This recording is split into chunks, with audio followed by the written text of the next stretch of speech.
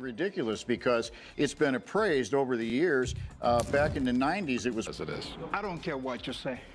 I don't care what you tell me. Just another day at the pawn shop, y'all. The vibes fluctuate from ecstatic to major bummer. It's like a reality show unfolding right in front of us. Just the familiar faces which come and go, spilling their stories. The pawn shop, where dreams collide with real life, it's a roller coaster of emotions, my peeps. What's up, folks? Welcome back to another episode of Pawn Stars. Today, we've got a hilarious tale for you, straight from the famous pawn shop in town. So, grab your popcorn and let's dive right in. It all started when this old man walked into the Pawn Stars shop, carrying a semi-Mosley guitar, along with all the proper documentation. Little did he know what he was about to get himself into. And who do we have on the other side of the counter? None other than Rick Harrison himself, the proud owner of this legendary establishment. Let's see how this unfolds. Cool. I know a little bit about him. I know that he started off repairing guitars and then actually started making guitars. Rick wasted no time, man. He was all like, yo, spill the beans about that famous guitar. And the old man, who seemed to know everything about this valuable guitar, started sharing all the juicy deets. He had some seriously high expectations for the guitar, thinking it would rake in a crazy amount of cash. But hold up, let's not get ahead of ourselves just yet. Rick ain't one to take risks when it comes to buying stuff, you know.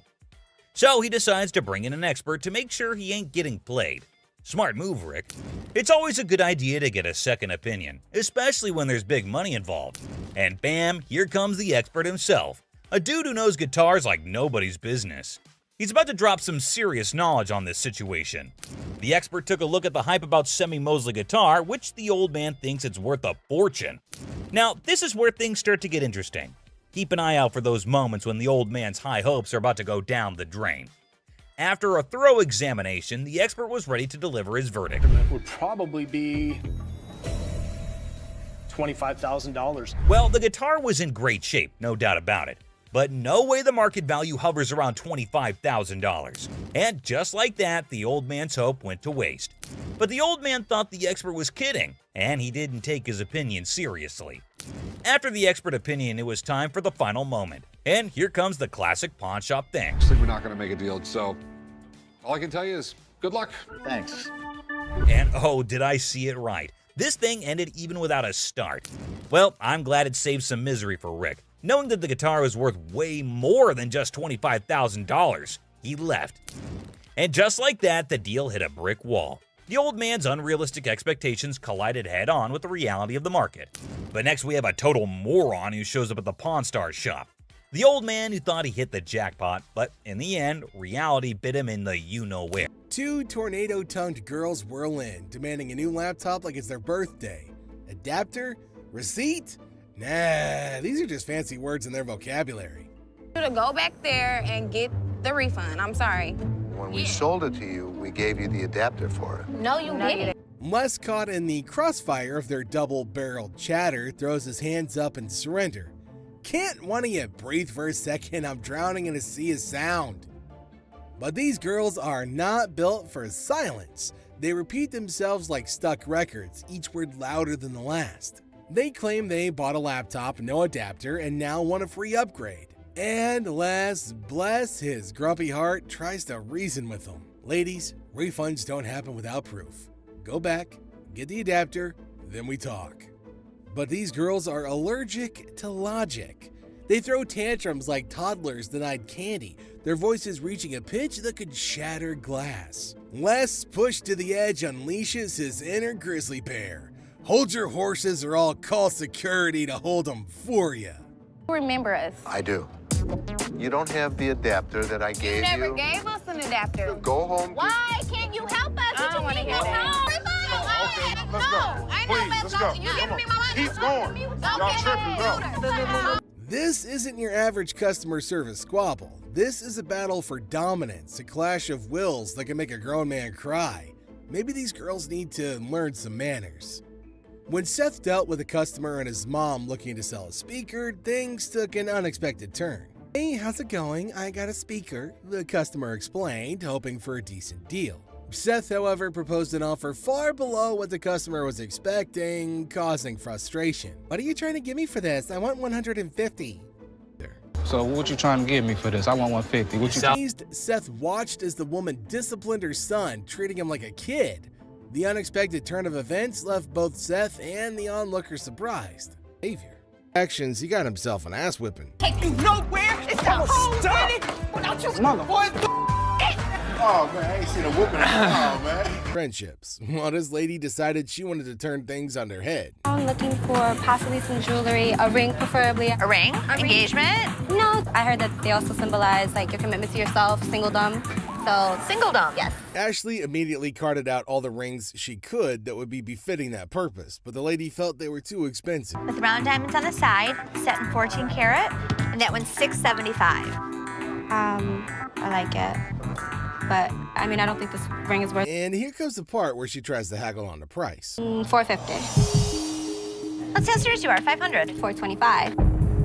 You just said 450. Well, if you're willing to go to 5, that means you're willing to go lower. That's just a really weird way of reasoning, right? Like, if she knew she wanted to cut that much off, she should have just said so from the jump. I didn't ask you what you do in Michigan. I asked you how much you wanted for the ring. I gave you a price. $425 is what I want to pay. It's honestly not that hard to figure out why she's single. It's most definitely her freaking attitude. Unless you have one that I'm unaware of, I want a man now. That's what I want to Oh, that's talk the only to. people you deal with? Yeah, it is. So do you have a penis? If so, whip it out and I'll deal with you. She's probably been just getting away with a lot of things due to her looks, but unfortunately for her, she ran into Ashley, who don't give a what. You ain't gotta touch me. You're crazy. Am I? You are. Jealous ass bitch. Wish you looked like me. Shove it, bitch. Where the sun don't shine, where your man don't want to even. This angry lady just came barging in, causing a scene as she screamed at the top of her lungs. $318 for this. Can I get some help? Is there anybody that can help me? What? Can you help me? Getting a defective item is definitely something to get pissed off about, but she didn't really have to go on yelling like that, man. It's not gonna help her solve her problem. You the manager? Do something about it. You're standing here looking at me like you're stupid. First of all, calm yourself down. From complaining about a broken generator to soliciting Joe, kind of makes you wonder exactly what's wrong with this woman. What happened? Oh, this is the nice ass guy that gave me the broke generator. That's what happened. You remember that? Yeah, look at the receipt. There it is. Seth claims he's never even met the lady before, so why is she pointing him out as the one who sold her the generator? All right, Come on. No, come on, where we going? I want it. Yeah, give me my receipt. Ass. Come on. Well, since they weren't getting anywhere with this psycho, they decided to make her leave the store instead. When customers come in ranting and raving, we have to get them out of the store as quickly as possible. Yeah, I know. This customer got himself into a very horrible mess when he brought in a ring for appraisal. PC. Two older folks enter the pawn shop with 1970s computers. They hope to sell them to fund a trip out west. Let's see if they were able to enjoy the blast from the past. Got some equipment here. So how much are you looking for? About $900. To be honest, if you bought these new, it's about like $400. We need more than that. Yeah, we need more money than that. What I can offer you is $0. Zero. Things took a sudden turn, and honestly, it felt like we stumbled into some reality TV treat. Buckle up, because this pawn shop just got a lot more interesting. You mean zero? Most people don't get that aggravated when they bring in like ancient artifacts. Yeah, people collect these. Oh, they're antiques now. We'll take 800. $0. How many times do I need to tell you? We're not interested in it. Leave the store. I ain't I'm taking not it out of taking this it. store. Well, fellas, y'all better just use it to scroll some pictures of the out west, because I probably think that trip's now canceled. You and you too. Oh man! I thought it was you, man. Could have that. Put it in the dumpster if you want. This next customer is downright disrespectful. And I don't understand why poor Ashley always gets the people who throw so many tantrums. Somebody else to talk to, it don't even matter. I don't have to talk to you. And I don't talk to you either, so why do you... So this lady struts into the store, flaunting her Gucci bag, thinking she's about to cash in on it big time. She's looking to get a loan of $150 for that designer piece. But hold up, Ashley ain't having it. She inspects the bag like a hawk and drops the bombshell. She's only willing to offer $50 for it. Now, you can imagine the look on the woman's face. She's not exactly thrilled with that quote. Why is it $50? The certificate and everything is in there. And the bag costs actually way more than that. Well, if you can tell, it's... In fact, she's downright pissed off from the get-go. She starts going on and on, trying to justify why $50 is an insult to her precious bag. She's all like, hey, it's got the certificate and everything. I deserve at least $75 for it, even though it originally cost way more. But Ashley, being the savvy businesswoman she is, ain't buying it. She calmly explains to the woman that the bag is stained, and that's why she can't offer the price she's looking for. It's like trying to sell a damaged slice of pizza for full price, you know? The lady's just gonna have to accept the reality of the situation. But you still willing to buy for $50 though, so if it wasn't worth it, why would you even... And let me tell you, the exchange between Ashley and this bag-loving customer is anything but pleasant. It's a classic case of someone thinking their precious item is worth more than it actually is. Will the lady come to her senses and take the deal, or will she storm out of the store in a fit of rage? Yeah, things really start to heat up at this point. The woman, clearly not satisfied with Ashley's explanation, starts raising her voice and getting all confrontational. Ashley, being the pro she is, remains calm and composed. She's not about to back down from a little confrontation. She stands her ground and reiterates that the condition of the bag significantly affects its value. It's like trying to sell a scratched-up smartphone for top dollar, you know? People want their luxury items to be in tip-top shape. But this woman, she's not having any of it. She's convinced that Ashley is trying to lowball her and rip her off. The tension in the room is real. Customers nearby are watching with wide eyes. Can I talk to somebody else? I don't want to talk to your pepperoni looking ass. Can I get somebody... My pepperoni look... Oh boy, that customer really crossed the line with her insults. Pepperoni looking ass is definitely an unusual choice of words. And well, it's not a very flattering one either. It's basically an insult and a very stupid one. But here's the thing. This customer clearly underestimated Ashley's authority and position in the store. She didn't realize that Ashley was not just any employee, but actually one of the owners. Talk about a major oops moment on her part. Ashley, being the boss lady that she is, didn't take kindly to the disrespect.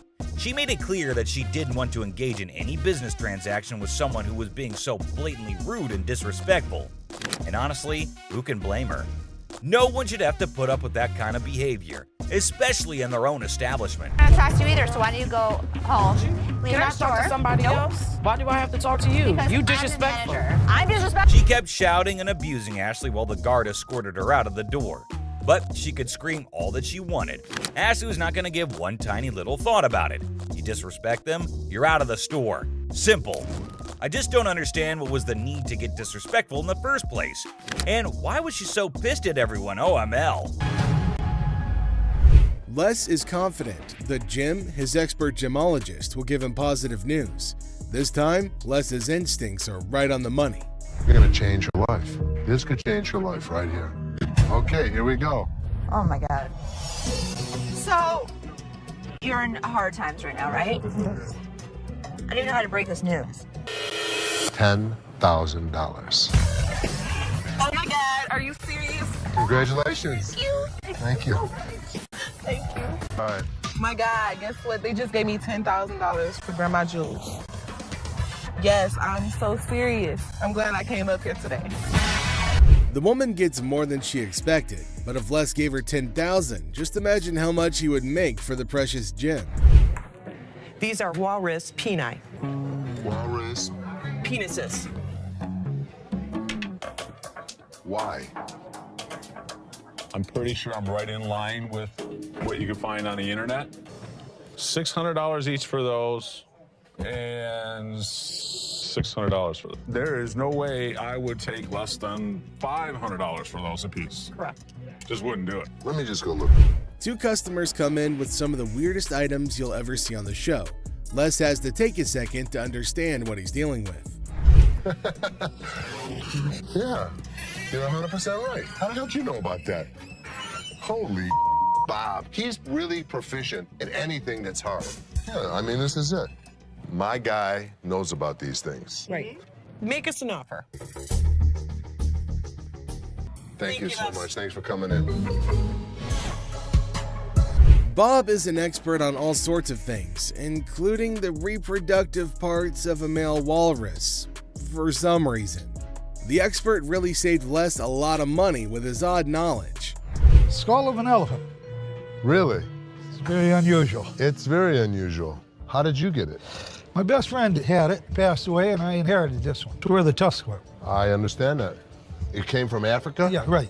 Well, I So- can promise you nobody's ever brought in an elephant skull, ever. That I can Little tell you. unique. How about 500? Nope. 500, I'll take it back. Throw it in my family room, even though my wife don't want it there. How about 12? How about 5,000. That's as low as I'm gonna go. It's definitely elephant season for Les, but will he be inclined to own this piece of an African elephant? Let me talk to my elephant expert. Africans are more expensive than the Asian ones. Africans are. So you don't really want to lug it back home, do you? No, I don't. So 600, 700. I believe he'll put it in his own personal collection. It'll have a decent home. You are Thank you. 51, 2, 3, 4, 5, 6, and 7. Thank you. Thank you. Les consults with his expert, and then he uses that advice to close down a good deal for the pawn shop. Robert Ashley, the deal expert, finds a customer with a car seat missing its base. Can Ashley make a deal, or will it turn into a funny situation? Ashley faces a funny moment. A customer wanted a Chilla scarf, but it's really just a bunny. Get ready for a wild time. So in walks this dude looking like he just stepped out of a heavy metal concert. Tattoos everywhere, face carved up like he had a disagreement with a razor blade. He's all like, hey, call me the devil. Seriously? Who does that? But hey, anyway, nice to meet you, Lucifer. Then he drops this bombshell. He's 2,500 years old. Seth's like, dude, you got me beat. Finally, someone older than my dad. But here's the kicker. He wants to swap his gold for some cash. Says money's the root of all evil. Yeah, buddy, you're really living the stereotype. 2,500 years old. Great. I finally got to meet somebody that's older than my dad. So how can I help you today? I want to get rid of this gold. Money's the root of all evil. This guy might take the cake for the weirdest guy that has ever walked through the store. How much you want? I could have gotten $650 for this stuff if I melted it down and sold it to my refinery. How about 500? Can't do it. It's $50 profit in this thing. So they're haggling. Seth offers 650, he wants 610, and they're dancing around like it's a satanic tango. But alas, the devil doesn't always get what he wants. Cue the sad violin. I guess we don't have a deal. So there Seth is, trying to make a deal with the devil, and he's all like, I want cash for my gold, and Seth's thinking, sure buddy, let me just grab my holy water. But seriously, with the negotiation, Seth offers him 650, he wants 610, and they're doing the demonic dance of the dollars. But in the end, no dice. No deal with the Prince of Darkness today, folks. Sorry, Satan. Maybe next time, bring a better pitchfork. Hi. Hi. I'm Ashley. I'm Nana. Nana. I called up here and I got an estimate price, and they told me that I could get $400 for these. You called up here and got an estimated price. Who'd you talk to? Nicole? Nicole. Over the phone? Yes, But ma'am. we don't see them over the phone. She's lying. Can I see your merchandise? You need to come in, you need to evaluate your earrings, we need to test them. Ashley introduces herself in a bubbly tone. Now Nana barges in, claiming that she was promised $400 for her 3-carat diamond earrings. She accuses Nicole of lying about the offer. Ashley calmly explains they need to evaluate the earrings in person. Nana demands $400 but gets offered $185 instead, triggering her outrage. Where Nikki at? Nikki. Nicole. Well, which is it, Nicole or Nikki? Listen, it's real diamonds. All I know is I need my $400. All right. So what you're saying is you're not gonna give me that $400, right? No, I'm not. And you're not gonna come in here demanding money from me. Nana insists on the $400, but Ashley stands her ground. Nana's frustration peaks and she frantically searches for Nikki, accusing everybody of disrespect. Chaos ensues as Nana's volume rises, demanding her mother money. Ashley remains composed, but Nana's confusion and persistence escalate the situation. I am, because that's what I called for. And they told me that they was gonna give me $400. Now where the is Nikki at? Where the is Nikki at? Nikki! What? No, Nikki! Where this bitch at? She all of a sudden darted away from me, started screaming for Nikki. It was like a bat out of hell. Where this bitch? I don't need nobody to escort me out this bitch. Oh, y'all. Okay, have a good day. And kiss my ass. Keep walking. Bye. Nana. You bitch. Oh, you mother. Give me a headache. Nana's outburst intensifies and she demands respect while causing a scene. Ashley calls for her removal, leading to a heated exchange. Nana storms out, hurling insults and leaving everybody exasperated. The encounter ends with Ashley lamenting Nana's departure, causing a headache in her wake, leaving the pawn shop in peace once again. First thing in the morning, and this customer just decided he wanted to mess with Les. What the hell's going on? Hey, man. I need some money. I got kicked out. My mama kicked me out last night. Les saw him when he picked up all those items before bringing it over to meet, so he definitely thinks he could take Les for a fool. Where did you really get it? My mom's basement. Tell me where you really got the vacuum. My mom's basement, man. Where do you think I got it from, fool? With how bold this guy's being, even going as far as insulting him, Les couldn't help but get even more furious than he already was. You think I'm that stupid that I didn't see you pull the off the floor? You, what are you gonna do?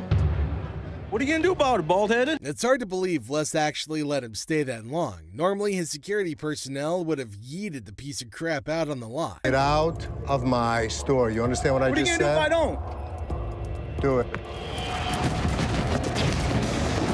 Keep walking, buddy. Well, he screwed around and he found out the hard way. Bet he's not gonna think about doing that again anytime soon. You start stealing stuff from my store, it's time for your ass to be thrown out. Oh, your pants are falling down, buddy. Wedding ring crook. Looks like someone's sleeping on the couch tonight. This wife found a pawn slip for her wedding ring in her husband's wallet. Time to hit up the pawn shop and get it back. So your husband stole your wedding ring? Yes, he took it because we're having financial problems. I get why he did it. I just want to pay for it and get my ring back. Did you make a police report? No, I didn't make a police report. The hell am I going to make a police report for? The angry wife missed the no ticket, no service memo. Ashley can only work with what she's got, lady. Don't shoot the messenger. Let me explain to you how this works. First of all, I don't just look up somebody's name and give you their information. I didn't ask you to give me the information. I asked you to look it up. How hard is that? You look it up in the computer, you take it, I pay for it, we leave. It's not that hard. Okay, I know it's not funny, but Ashley's solution was hilarious. Here's how she managed the situation. Nobody saw it coming. It isn't that hard. Take your pretty little feet, walk your pretty little legs out of here. You are nuts. Just go back there and give me my How hard is that? You can't just go back there and type in a name? It's time to go. The only person you should be threatening is your husband. Invisible friend. A guy trying to pawn a fake bracelet walks into a store with his imaginary friend. However, Les was skeptical until the friend started haggling for a better price. My partner right here, Robert, we want to pawn this. You're who? My partner, Robert, right here. Here's a person talking to an invisible friend, but I didn't see him. Well, well, well. Robert, the imaginary friend, needs a reality check. Maybe this dude should stick to playing pretend more believably. After all, the pawnbroker here is no fool. Robert, tell him, Robert, tell him. This is worth $200. It was a stainless steel bracelet that we don't sell here for $10. There was no way he was gonna get anything. However, his get-rich-quick scheme wasn't so quick after all. The customer's face fell faster than a lead balloon. This is how we reacted to the situation. And he talking about he can't give me nothing for this. What the is that? No, come on, let's go to the outside. I gotta look at it a little bit more better. All right. I ain't leaving. I'm not leaving, man, until I get some money. I'm not leaving, man. That man, let me go. Stolen telly. This lady's ex-boyfriend pawns her TV for some quick cash. With determination, she enters the pawn shop and confidently declares, "I'm here to rescue my kidnapped TV." I need to get my stuff, my 2 TVs. I need your ID or the tickets. I don't have no ticket or no ID. My stuff was stolen and pawned from my boyfriend. We need him or the tickets. Or... What you need him for? He ain't even nowhere around. Ah, the policy police strike again. No ticket, no claims allowed. And in a spectacular display of logic defiance, here's how she responded to the situation. Listen, don't land on my window! Bitch! What, if I'm gonna have to get ratchet? You don't pound on my window! Yes, I can! No, you can't! Oh boy, it seems like someone stirred the hornet's nest. But fear not, Ashley swiftly shut down those threats like a master conductor. Lesson learned, universe. Okay. Oh, please. Bye. See ya. No. You're crazy. Yeah, I am crazy, and I'll show you crazy. No password. name. Oh, so you didn't just find this laptop aimlessly wandering around in the wilderness and thought, hey, I should take this. I'm sure the lady was adamant that Another day at the pawn shop where we've got a mix of decent customers and, well, some pretty pathetic ones. Take this guy, for example. He may seem all laid back, but is he really? What you got here? That's a watch my grandmother gave me. Wow, this dude received a watch from his grandma, which is pretty sweet, right? But here's the thing. He's convinced it's solid gold and expects a fat stack of cash for it. Well, let's hook him up with the amount he's hoping for. Let's find out. 500. The problem is the metal on it is just stainless steel. Well, the metal on it is just stainless steel, so that's disappointing. But how will this guy take it? Yeah, you see this discoloration on the side? No. You don't see the rose? Whoa, hold up. This dude just flat out rejected it without even taking a peek. Talk about a major red flag, am I right? Less than explain. In between the links were gold plated. The gold plating had rubbed off. The watch had no value. And then this guy's like, can I get someone else to check it out then? Because Les shut down his hopes of getting any cash. Whoa, okay, Mr. Expert. This dude is seriously not happy about it. Value. It does have value. How about your chain? You want to pawn me your chain? Anyway, being the sweetheart that he is, Les brings in another dude for a second opinion, just to be fair. But what happens next is totally mind-blowing and straight up disrespectful. Brace yourself for this one. It's gonna shock you. Does this bozo know what he's doing? Well, I wouldn't really call him names. Seriously, this dude needs to chill and get a grip. I mean, who does he even think he is? Anyway, from that point on, things started spiraling down, and honestly, it's for all the right reasons. 500. Nothing. Stop being a bitch. Now, Les ain't about to tolerate any disrespect, and nobody should. And this jerk is about to experience a dose of his own medicine. And let me tell you, it's not a pretty sight. Check out what Les has in store for him. Give me my mother, man. Come over here and pick this bitch. Oh man, this dude is about to get serious flipping off. I kid you not.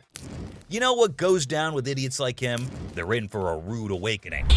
You, get him here. Let's go, my man. Have a good day, sir. Have a good... Gotta admit, that was seriously hilarious. What did Les have to lose? Nothing at all. But this guy, oh yeah, he got exactly what he deserved. The man just couldn't stop with the curses. Sir, let yourself out. Let yourself out.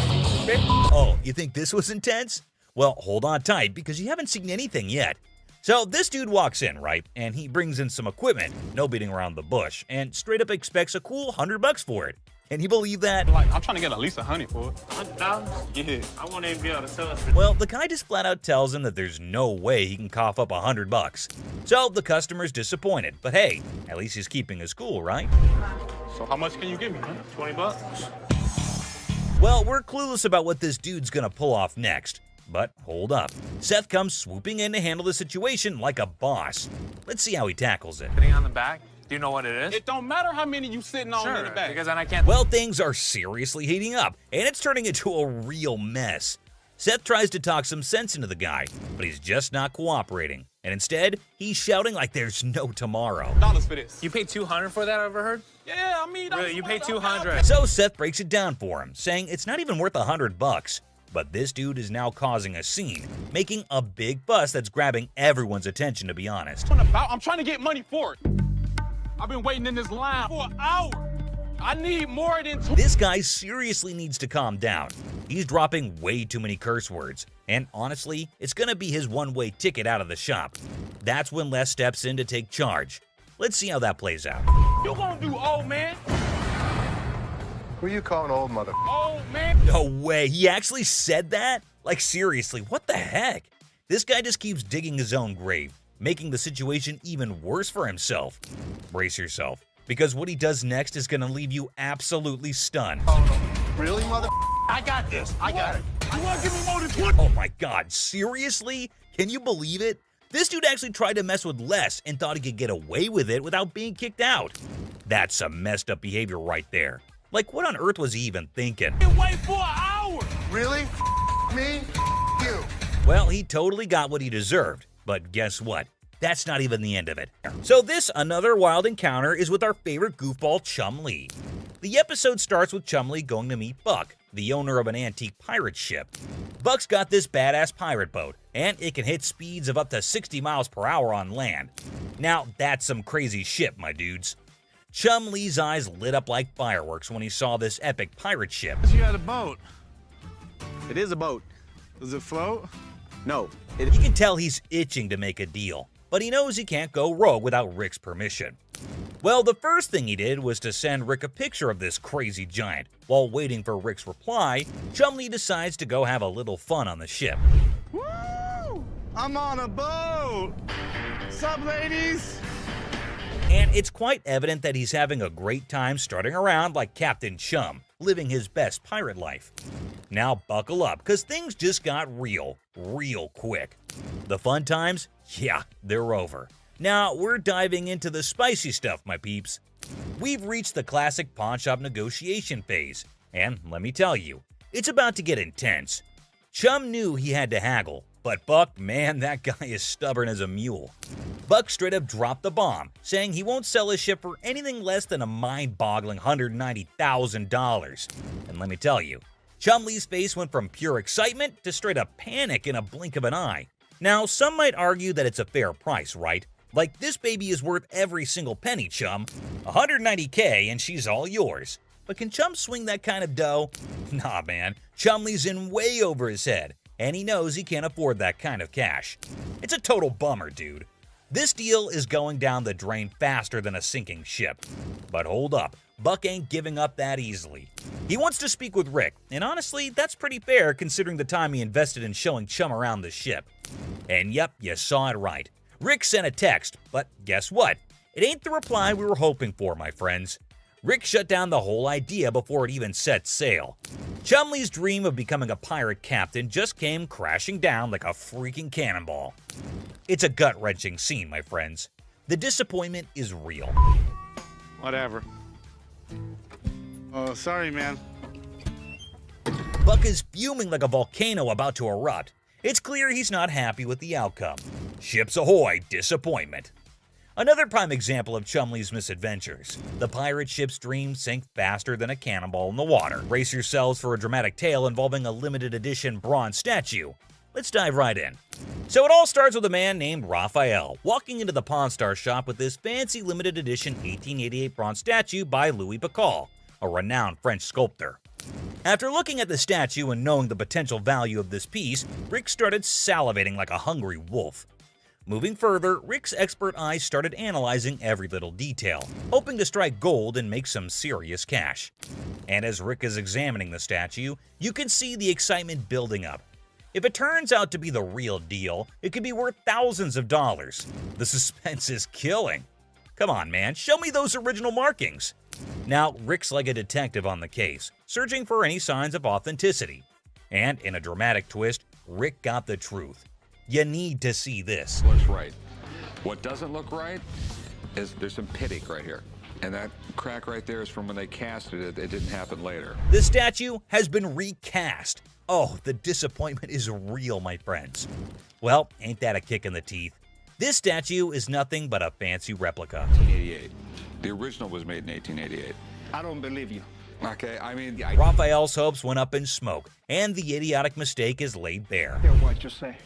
I don't care what you tell me, but I know you're full of You know... Looking at Raphael, it sure is clear that he's not taking the news well. He's about to unleash his frustration on Rick, and things are about to get heated. And what did we see? Looking at the heated argument, Rick's bodyguard was just about to get in the scene, but Rick stopped them. Just when tensions were about to boil over, Richard stepped in to play the peacemaker. He's not one to let things escalate, especially when it comes to business. And I 100% agree with what Richard just said. You might be wrong, we don't know. We're in the business to make money. But when we don't feel comfortable with something, we're going to back off. He's a smart guy indeed. It's true that they're here to make some dough, but with that, they also got to be smart about it. If something doesn't feel right, gotta back off. No hard feelings, Raphael. Do you agree that a business is about making money, and sometimes we gotta be cautious? Can't blame us for not wanting to get burned. Look, Richard's wisdom prevails, reminding everyone that it's all about the money, but also about maintaining integrity. All right, let's take a chill pill, guys. And so here's this guy, right? He waltzes into the shop like he's lost his favorite pair of socks in the laundry. Turns out his girl threw out his Xbox 360. And he's all like, I need it back. And Ashley's there, cool as a cucumber, asking for a ticket.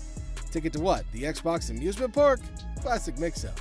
Now the guy's on a mission, but Ashley's playing hardball. No ticket, no Xbox, she says. But our hero ain't having it. He's all like, just give me my stuff.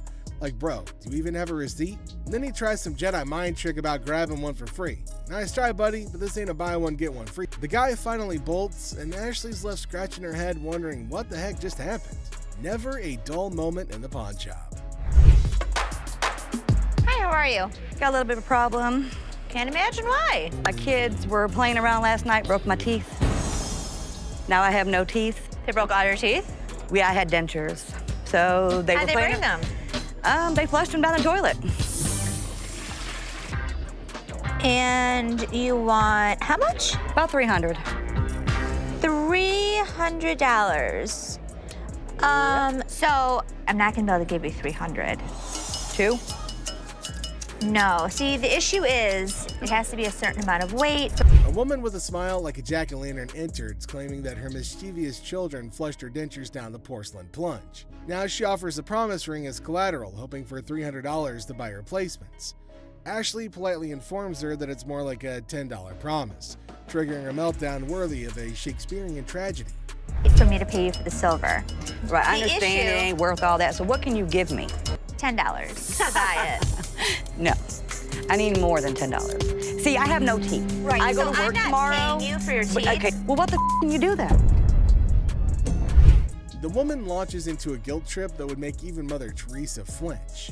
Now Ashley stands firm, offering a measly $10 just to get rid of the verbal hurricane. But oh no, our toothless typhoon isn't satisfied. She throws insults like confetti, calling Ashley names that would make a sailor blush. Takes one to know one, doesn't it? Talk a lot of smart. Bitch, I do, and so do you. Keep walking. Now what? I'm here. Now what? I'm here. Keep walking. Bitch, my car's this way. Lucky Ashley didn't knock the teeth out your mouth. Ashley, pushed to her limit, unleashes her inner dragon. The woman, finally defeated, slinks away muttering threats. Ashley, victorious but slightly singed, sighs. One down, a million more to go. Attitude explosion. The woman's throwing verbal haymakers like it's a boxing match. Ashley's like, hold up, honey, don't sass the cashier. The bag. Imagine this super funny video with a lady who's basically playing the I'm lost in a bag shop game at a crowded mall. So there's this awesome comedian pretending to be her, right? She strolls in like she just landed from Mars, completely clueless. Okay, I went to get my purse back to make my payment. Then, out of the blue, she locks eyes with a black bag, and boom! She's convinced it's her long-lost twin, with a mix of determination and total confusion. That's my purse right there. That one right there, the black one. So I want to know why it's out there. She marches over to the lady in charge, ready to solve the mystery of the twin bags. It's like a comedy treasure hunt in a bag store, and you're in for a hilarious ride. Get ready to laugh your socks off. Here's the money. I want the purse. That bag was never in pawn. Now get this, the shopkeeper, a comedic genius with timing that's spot on, coolly spills the beans. She says, hey, this bag's not yours. But oh no, our lady on a mission won't back down. That's not your purse. How do you know it's not my purse? Because that purse has been out there. Let me see it. With this epic confidence, she declares, no way, this bag and I go way back. They're like childhood buddies. And here's the best part. You want to buy it? I just want to look at it and make sure it's not mine. She throws down the ultimate challenge. Bet you this bag, if it's not mine, I'll hand it over. But trust me, it's practically family. It's like a comedy duel in a bag shop, and you won't believe how hilarious it gets. Oh my God. Get your hands on me. Meet Cam, the scene stealer of the century. Picture this, chaos in the bag shop, and here comes Cam, our superhero security guard. He's like, hold my coffee, and smoothly escorts the determined bag enthusiast off the counter. Have a nice day. Let's go. Walk yourself out, yo. You. Walk But wait, she's clinging to her bag like it's a ticket to a comedy show. The laughs hit the roof as Cam keeps his poker face while chaos reigns. This video's a comedy roller coaster. And Cam, the unsung hero, it's a laugh-out-loud male adventure that you don't want to miss. Just hit with that pole, right? Go. Bitch! Go where you got to go. I'm gonna kick your ass. You wait. Sign of free cash. I was trying to find out because your sign is saying that I can get 30 days. In the pawn shop sitcom, the worker dazzles the customer with the prospect of a 30-day cash fiesta. The seller, with a classic "How can I help you" line, unwittingly opens the door to financial freedom hilarity. It's a tale of interest-free loans, dollar storage fees, and a comedy of errors that promises 30 days of pawn shop shenanigans. But that's not what the y'all sign is saying. Misreading it. No, you're misreading it. The customer attempts a 30-day free cash caper, armed with a misinterpreted sign. The seller, caught in the crossfire, insists it's an interest-free loan bonanza, not a free cash party. Cue the comedic chaos as the customer points fingers, and the pawn shop sign becomes the unintentional star of a sitcom episode gone haywire. I need my cash. It says it right here. Free cash. The customer demands free cash like a rock star on tour. The seller, armed with the reality of interest-free loans, faces a barrage of demands. The customer, teetering on the edge of pawn pandemonium, enlists a surprise ally, a sassy woman who jumps in the scene like a comedy superhero. Cue the applause for this unexpected twist in the cash crusade. In the side-splitting aftermath, the pawn shop saga spills into the parking lot, where the customer and seller engage in a hilariously awkward brawl. Amidst a flurry of ass cracks and elbows, the spectacle unfolds, leaving the bystanders in stitches. The door slams and the customer vows a dramatic return with an unforgettable "I'll be back" exit line. Comedy gold in the pawn shop arena. Antique computers. Got some equipment here. Yeah. We need some money. We're going to out west. In the pawn shop time machine, two hunters strut in with ancient computer relics. The seller, bewildered by their outdated tech, questions if they're stuck in the 80s. The hunters, claiming they've wiped out all of Michigan's deer, aim for a whopping $900. So how much are you looking for? About $900. The price tag triggers more shock than a retro computer's boot-up sound. What I can offer you is zero. Zero. Comedy sequel, the hunters scoff at the initial offer of $0 for their ancient artifacts. The hunters, expecting treasure, get a lesson in antique appraisal, leaving the shop echoing with laughter and $0 dreams. Wonderful. Thank you so much. You too. In the aftermath of the failed computer barter, the hunters drop to an $800 offer, met with a swift and resounding zero from the pawn shop. ZZ Top, mistaken for Detroit's antique appraisers, exits empty-handed. The seller consoles himself with a printer sacrifice to the dumpster gods. I thought it was you, man. Oh, that's good. Ending the scene with a comedic crash and a touch of musical confusion. You people. Plump man. In Hardcore Pawn, Les Gold faces off with a cheerful, plump customer aiming to sell a watch for his wife's anniversary. Les, ever witty, discovers it's their anniversary too. The old man deadpans 25 years, prompting Les to hilariously inquire, "How many happy years, man?" Laughter ensues in this pawn shop comedy. Too bad the shopkeeper shuts it down quicker than a bad punchline, not willing to spend a dime on what he thinks is a phony watch. Talk about a comedy of errors in the pawn shop. It's fake. I'm not interested. Let me see what you got in watches and take. Now brace yourself for the ultimate comedy meltdown. Our plum seller cranks up the chaos meter, throwing wild threats about the shopkeeper's wife and claiming he's seen her somewhere. You're married, right? I am. This triggers the shopkeeper, turning the whole scene into a chaotic carnival. There's two things you don't talk about. What's that? My wife and my family. In the blink of an eye, security guards swoop in, snatch our hefty hero, and give him the grand exit, escorting him out like the star of an unexpected sitcom. Guess what? Our main guy, kicked out of the shop like a party crasher, hits the street with a style only he can pull off. It's like a comedy buffet that'll have you grinning like you just discovered the ultimate joke. Get ready for hilarious adventure. Need help? Video, there's this super hyper dude who charges into a shop, making a fuss like it's the biggest emergency. And get this, he decides a random table is his new chill zone. No rules, no worries, just pure wackiness. Get ready to laugh your socks off. Get a load of this to hit the road. But guess what? He's on a whole different planet. Pacifier pawn.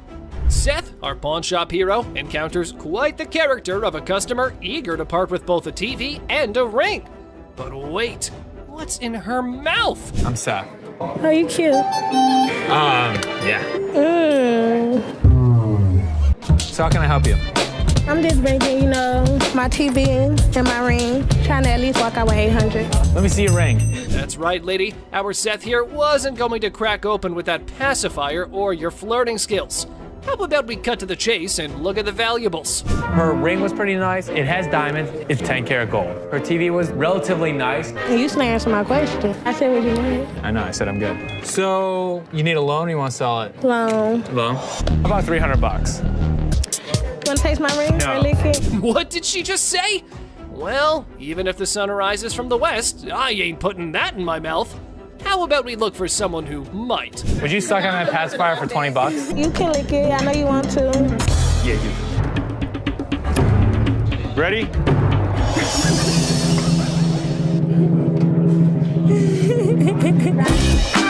Push fight. Two buddies square off in a pawn shop brawl over one friend's attempt to pawn the other's beloved PlayStation without permission. This calls for drama. That took my PS, he trying to pawn my shop. Get my money back. You know him? Yeah, that's my roommate. He trying to pawn my your shop, try to get some money off, but I want my PS. He owe me my is mine. My back. Hey, do me a favor. We're not gonna scream, okay? What's happening here? This ain't your hotel room, spoiled punks. You're just creating a ruckus. Y'all better watch that tone and listen to the pawn majesty. Angelo, Steve, is that his? This between, yes or no? I mean, we just trying to handle it ourselves. That's fine. Steve, I'm gonna ask you one more time. Is it Angelo's or yours? It used to be his. Okay. He owe me money. What else supposed Steve? to do? It's my pay bill. Coming on this, I gotta tell you what I'm gonna do with it. I'll tell you what I'm gonna do. All right, guys, you probably want to take your business outside because there are some customers here who are not in a mood to listen to your story. Come take Can I see it? Come with me. You know, I'm a pawnbroker. I'm not a kindergarten teacher. You guys go talk about it amongst yourselves, and when you figure it out, then come back inside, okay? Until then, I don't want to hear you arguing. You grown men, not kids, go on. All right. This woman is the perfect example of noble intentions but really terrible execution. Trying to get my son into a technical high school. Ooh. I know it's ugly, but it's No, I didn't say it was ugly. Ashley asked for the price she was hoping to sell the item for. Like 175. I can do 75 for you if that will help you. Being a frequent customer, the woman's entitled to a few privileges that could help bump the numbers up. I can get it for you for the same amount that you've had it in for. What was that? You had it in for 100. But I need 150. I know, but I can't give you 150. Now, it's admirable if she's been patronizing their business for that long, but that doesn't mean she's entitled to get her way. Everybody what they want. Well, if you had something, a patron that's been patroning since 97. Are you done? No, I'm not done. Okay. Do you want the 100? No. After a really long minute of getting insults hurled at her person, Ashley knew she'd had enough of that crap. Are you a lady or are you a child? I don't give a what I am. What the hell are you with your wrinkled-eyed ass? Any attempt to calm her down just ended up falling on deaf ears, so she got herself kicked out. And don't think that you won't, because all I got to do is make a phone call. You know what? Get out. I'm not going out of here. Get out. Put out. And so the trouble continues. This lady established her position as a troublemaker the moment she walked into the store. What's wrong with this place? Who do I talk to around here? Can I help you?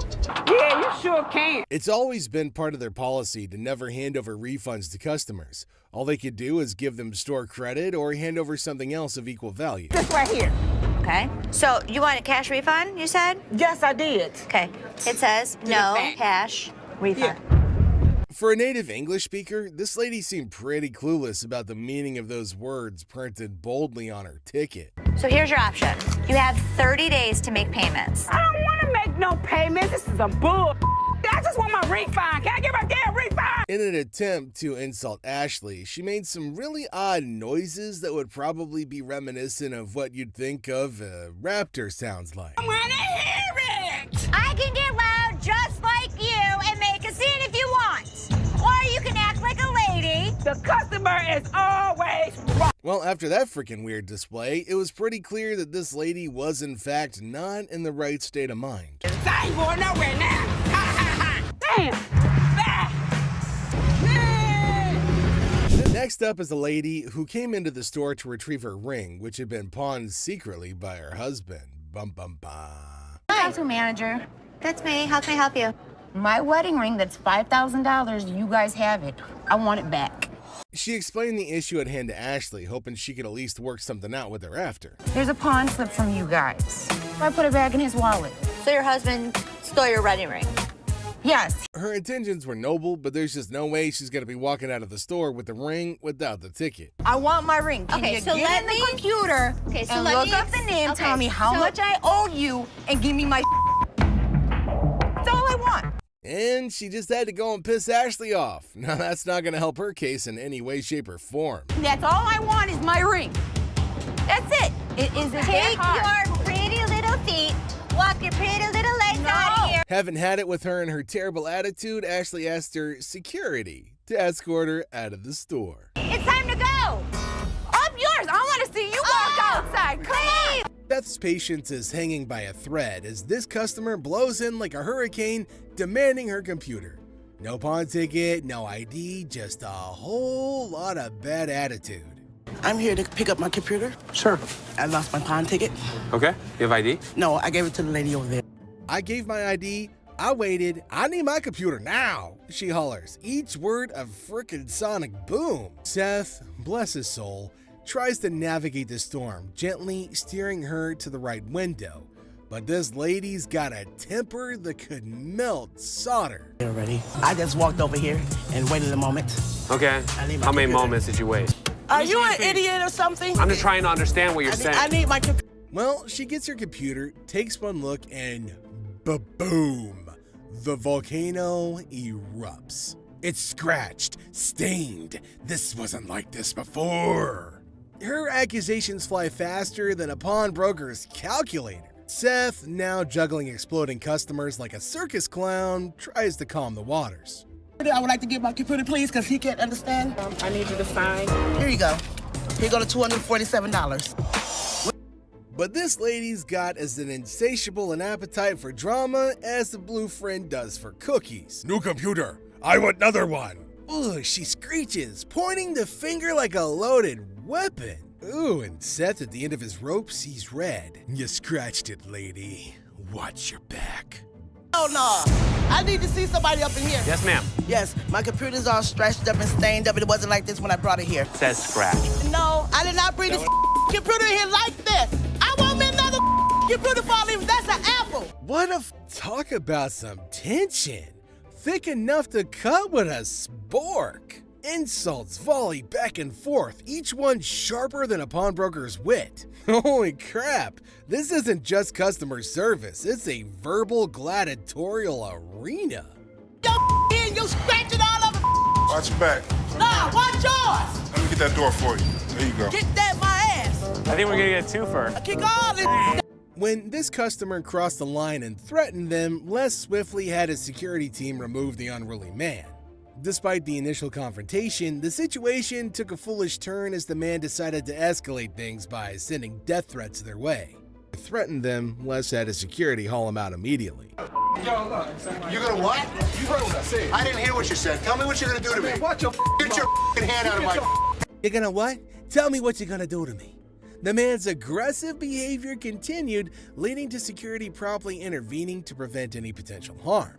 The man's absurd threat to kill them raised serious concerns about the safety of everyone involved, when he decided to send death threats their way too. Kill you, mother.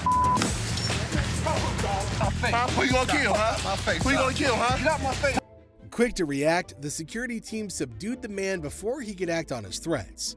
With law enforcement on the scene, the fear of facing consequences seemed to have a sobering effect on the agitated customer. It's pretty amazing how a night in the local jail can change one's perspective for the better. Ashley reported the incident, emphasizing the severity of the threat, and the officers took charge of handling the situation. The presence of law enforcement likely contributed to the man realizing the serious repercussions of his actions. Hi, I have a threat up here at American Jewelry and Lawn right now. So I was standing behind the counter, and he came up screaming. My security guard came in and started escorting him out. As he was going out is when the Despite his initial rage about losing his belongings, the man seemed to backtrack a bit, attributing his outburst to venting frustrations. While it's not an excuse for threatening behavior, it sheds light on the complex emotions that can arise in intense situations. I was mad because I lost all my stuff. I might have did say something to that effect, but it was only venting, like any normal person would. Watch Les, the shop owner, and an angry customer have a loud and dramatic fight in the pawn shop. It's intense and filled with a lot of yelling and arguments. Receipt. My man wants to know what I've been doing with my money. Can I get I don't know what you've been doing with your money. Les hilariously negotiates over home decor, turning it into a Detroit-style showdown of insults and laughs, leaving everyone confused and scratching their heads. To get out of here. Experience the chaos as a sweaty man in a shark costume demands $800 at a pawn shop, leaving the bewildered staff grappling with his bizarre requests. And I had got my TV out of farm. Okay. They didn't give me a receipt, and I need the receipt. We don't give out receipts. What you mean you don't give out receipts? Every time I do business with y'all always give me a receipt. When we give you your item, that's your receipt. That's proof that you paid to take it out. The thing is, I need this receipt to show what I spent my money on. We do not give you a receipt because we didn't sell it to you. That's been the policy of the store for over 30 years. This is not retail. It was already their item. I'm giving it back to them. Period.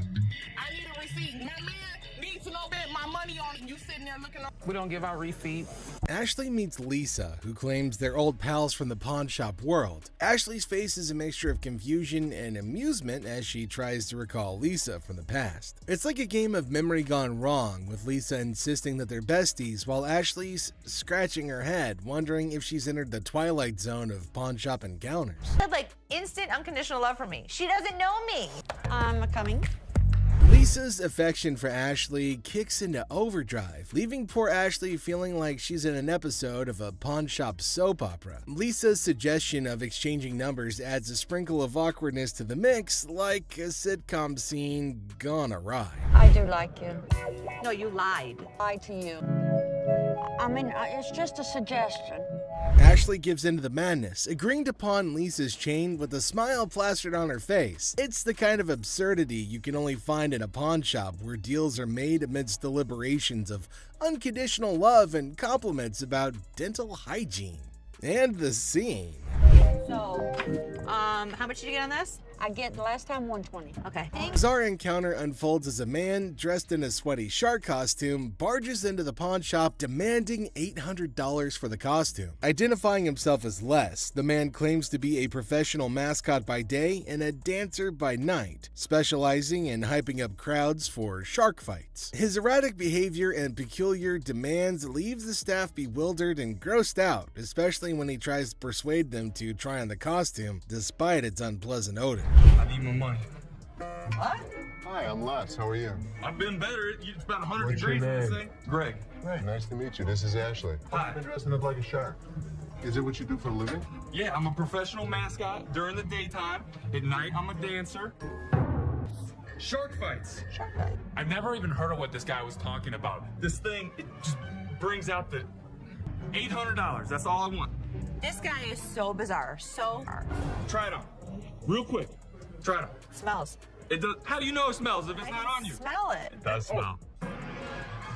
Oh boy. Les persists in his demands, insisting that the costume is unique and irreplaceable, despite comparisons to generic Halloween costumes. To demonstrate its allure, he persuades an employee named Rick to try it on, claiming that it'll make him feel empowered. But then something strange happens. Another worker interrupts, reminding Les of an earlier deal and pushing him to speak with his father. The customer becomes more hostile and threatens the crew with horrific imagery as tensions rise. No, you can't get this in a Halloween. Does this look like a Halloween costume? There's only one of these in the whole world. $800. Hold on, you're missing something, dude. This is good. You're missing the speed. Oh my God. When a customer's actions become intolerable, a tumultuous altercation ensues, setting off a dramatic sequence of events. The crew doesn't know what to do with the sweating half-naked man because nobody really wants to touch him. The staff ultimately gets Les to leave after a lot of berating and threatening, but not before one last round of obscenities and threats. Ultimately, the customer storms off, leaving behind his costume as a bizarre reminder of the chaotic encounter. Nobody knows what to do because nobody really wants to touch this sweaty, scrawny lunatic. Come here, I'll talk to you in here. Come here. Thank you. Come here. Don't Left fist hospital, right fist cemetery. Which one you want? pick it. You pick. You pick I'll it, be mother. up your side. Pick it, mother. Do it. Hey. The sassy black woman strolls into the pawn shop, her demeanor already hinting at frustration. She approaches Ashley, the pawnbroker, with an air of annoyance evident in her voice as she recounts her misfortune of having her car vandalized. Pawned my necklace, kinda pissed off, you know, some little hating ass bust out my windows of my car, she vents. Now she's here to cash in on her necklace, a purchase she once valued at $400, now looking to squeeze out $200. But Ashley's response isn't what she expected. Instead of a quick agreement, Ashley questions her authenticity of the necklace's diamonds, setting the stage for tension to escalate. My necklace, kind of pissed off, you know. Some little hater ass bust out my windows in my car. That's why I'm trying to pawn this necklace. I paid $400 for it. I'm looking to get $2. What you think? Why you say that? I just said, Oh, So when you bought this, what were you told that it was? diamonds. They're not. Them real diamonds, boo. I just told y'all to piss me up. And you telling me that you ain't gonna give me $200? The customer's irritation boils over as Ashley challenges the necklace's legitimacy. First of all, you're coming in here with an attitude, Ashley asserts, further provoking the already incensed customer. The situation teeters on the edge as the customer warns of repercussions from her youngins in the neighborhood. But just as tempers flare, the security guard intervenes, attempting to defuse the escalating confrontation. However, the customer's retort, claiming the diamonds are breathing, only adds fuel to the fire, exacerbating the friction between her and Ashley. Okay, first of all, you're coming in here with an attitude. I don't get. Well, I'm not interested in this. If you keep playing with me, I'm gonna get real mad. This is a recession. Hey, I need the mother money, all right? Is you gonna give me the money or not? I got some young to come in the hood, tear it up. What are you gonna do? Is that the security guard? Let me explain to you something. This is fake.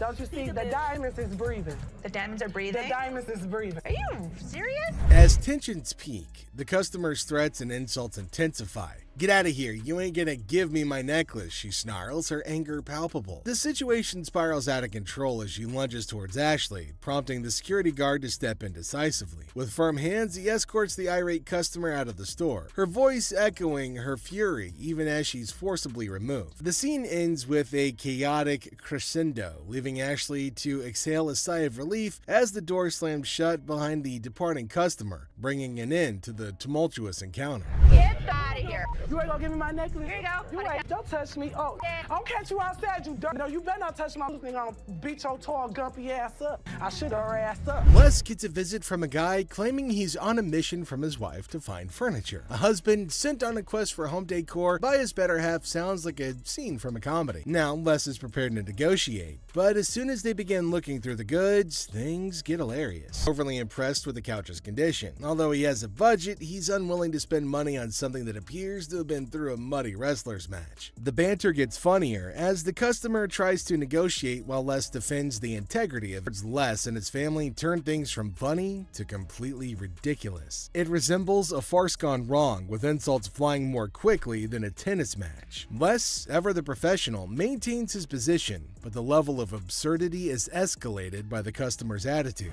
What did you just say? Don't make my. Come on, man.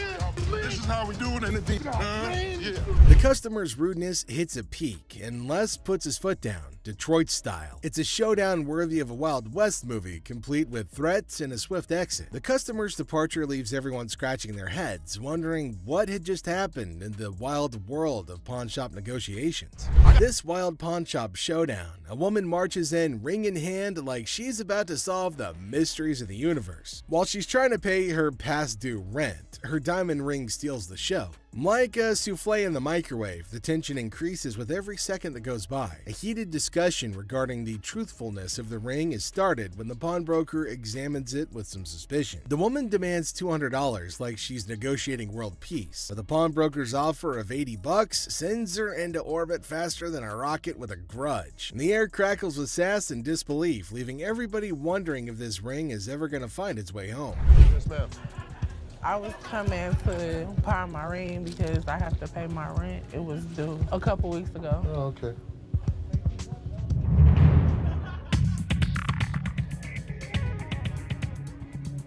Why you keep looking at my ring like $80? $80. I'm not just about to let you have this for $80. I paid $500 for this ring. I mean, what, you want the studs on my lip or something? But I'm saying you gonna give me $200 though. That's the only way I'm gonna. So you gonna give me $200 or not? The woman drops a bombshell just when you think the drama's reached its climax. She hasn't given up her ring for pennies. She challenges the pawnbroker to either pay her $200 demand or face the repercussions. It's similar to seeing a high-stakes poker match, but with more bills that are past due and, lip studs. The standoff reaches its zenith in tension greater than that of a family-sized lasagna, and everybody's left wondering who's gonna blink first.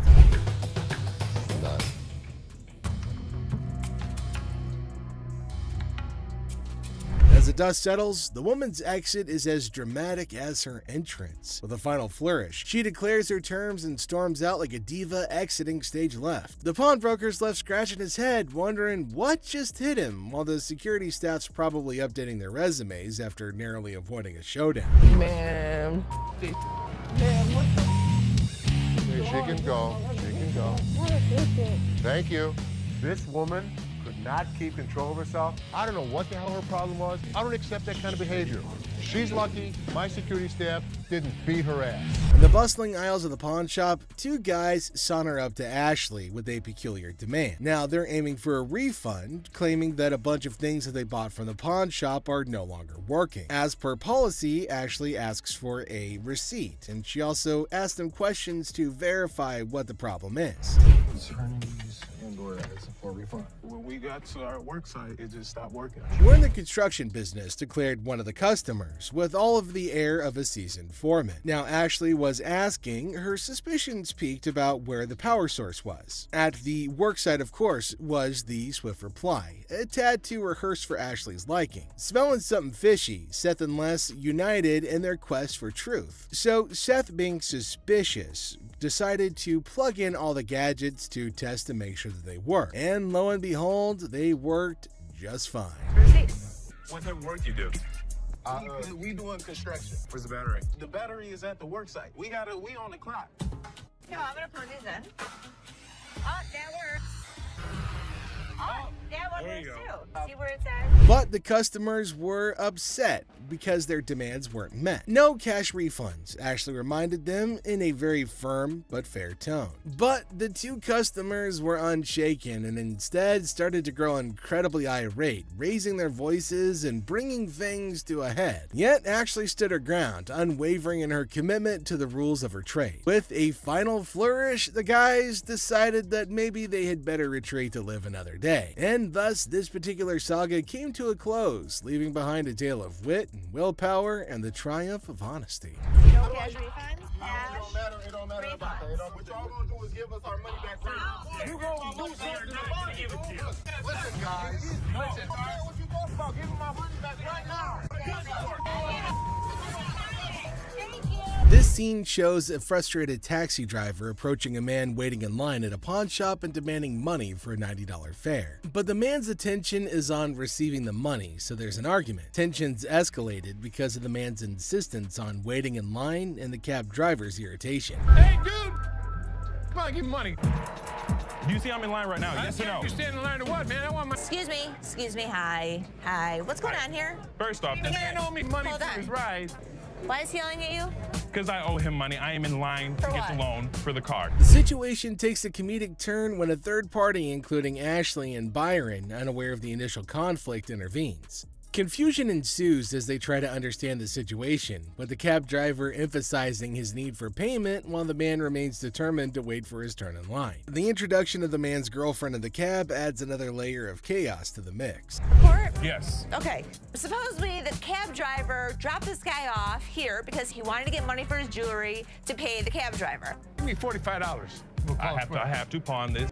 Just wait. You can wait. No, I ain't waiting no more. I'm gonna get this woman and get her the hell out of the car and I'm gone. What woman? You have a woman in the car? Yes, I do. That's my girlfriend. He's asking you to wait 5 minutes. No, I'm out of here. Okay, then you can go. I'm gone. Okay, go. The cab driver chooses to take matters into his own hands as tensions escalate and violently extracts the man's girlfriend from the car. The man objects, and things quickly get out of hand, with the cab driver and the man at odds about taking the woman out. The taxi driver is demanding that the woman get out of his car, which makes the whole situation even more ridiculous. All right, come on, get out of my car. No. Come on, get out. Get out now. The next thing I know, the cab driver is pulling this girl out of the cab. Hey, get your hands off. Get out. Get your hands. Hey, get out now. Hey, get your hands off. Get your hands off first. Don't touch her. Don't touch her. Don't touch her. Get out of my car. Don't touch her. The conflict reaches its peak when the man's frustration boils over, and he threatens to drop the cab driver like it used rubber. Eventually, cooler heads prevail, and the man offers a solution. The cab driver can recover his fare and avoid more conflict by having another cab call. There's never a dull day at the pawn shop, to be sure. I told you I was going to pay for it. Yes or no? What are you going to do? You want me to drop you right here? I'll drop you like a used rubber. Sounds Get in your car, go. Get in your car. You know what? I have the best idea. I will buy you a cab. He can be out his money because he's demanding it. The boyfriend got in the taxi driver's face. I don't blame him. You don't touch somebody like that. In this episode, we've got Les who's greeting a customer. Now, the customer is looking to sell a TV and asks how much Les is willing to offer. Les mentions that they typically sell similar TVs for under $250, which prompts the customer to express her desire for $500. Les naturally balks at the request, stating that he can't offer that much. But the customer then starts negotiating, asking what she needs to do to get the $500 that she wants. Hi, I'm Les. Nice to meet you. Sure. I'm looking to get rid of this. How much did you want for the TV?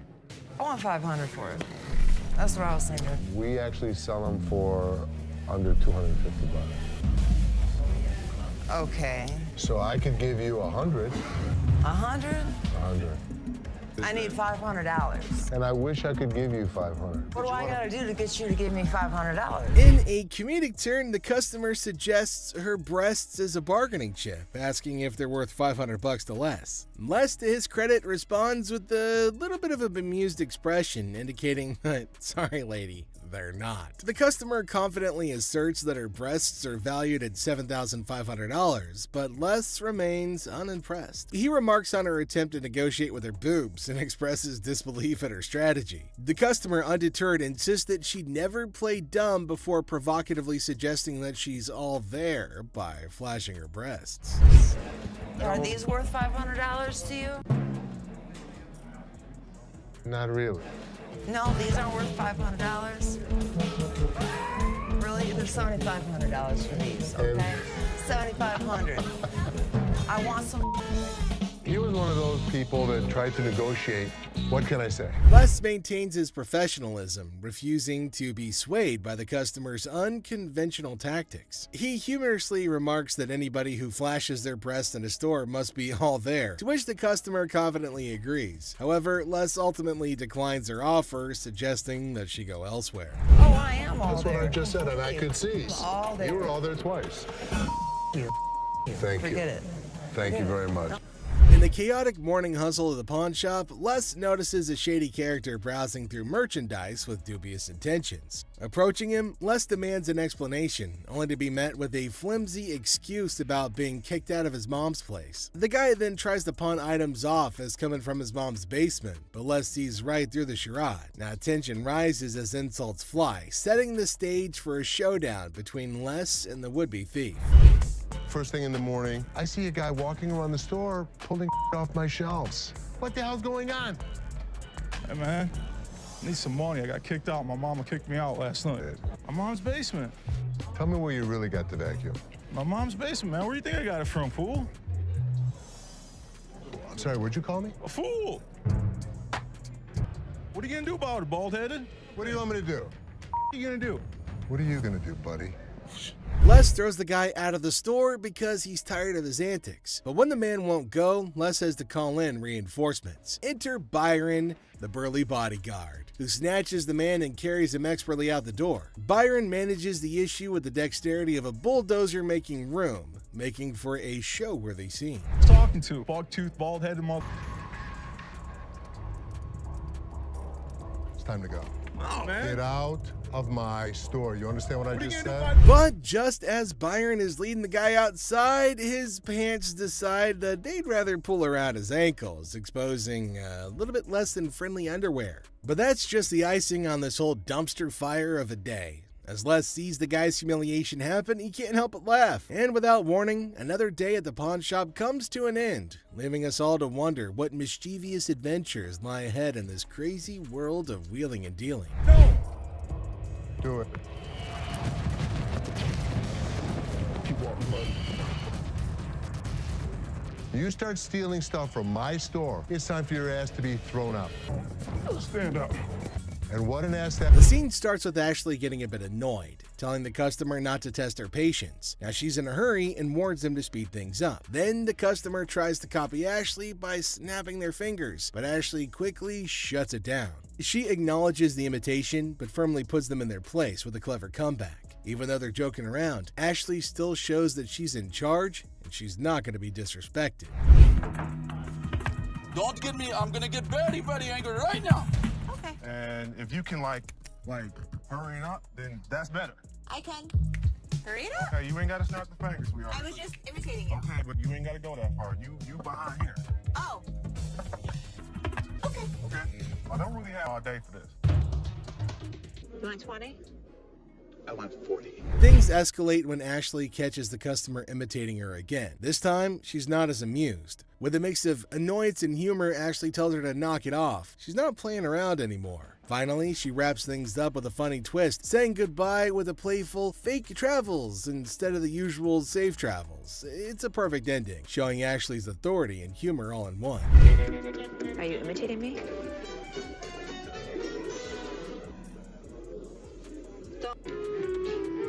Safe travels. Safe travels. The customer, hopeful for a good deal, brings in an item to pawn. Despite his expectations, he's offered only $20, leading to frustration and disbelief. Yeah, man, I'm trying to see how much I can get for this. I'm trying to get at least 100 for it. I might have got it 20 times, but I won't be able to get that for it, buddy. So how much can you give me? $20? I'm more or less helping you than anything. Man, I'm gonna need more than $20 for this, man. Les throws the guy out of the store because he's tired of his antics. But when the man won't go, Les has to call reinforcements. Enter Byron, who snatches the man and carries him expertly out the door. What's your offer, Jay? 20, which is probably more than I would even offer him. I need my money. I understand. I need at least $100 for this. You paid $200 for that, I overheard? Yeah, I mean, Really, you paid $200. I'll sell you like 4 of them. I need more than $20. Why is there more staff out here? And I see another irate customer in line. That's all I'm giving you. Period. Despite attempts by other staff members to calm the situation, the customer's anger continues to mount. Profanities fly as the customer remains dissatisfied with the offered amount. I'm the manager. Oh, you are the manager. I'm the manager. You're the manager. $20 for this. I've been waiting for an hour.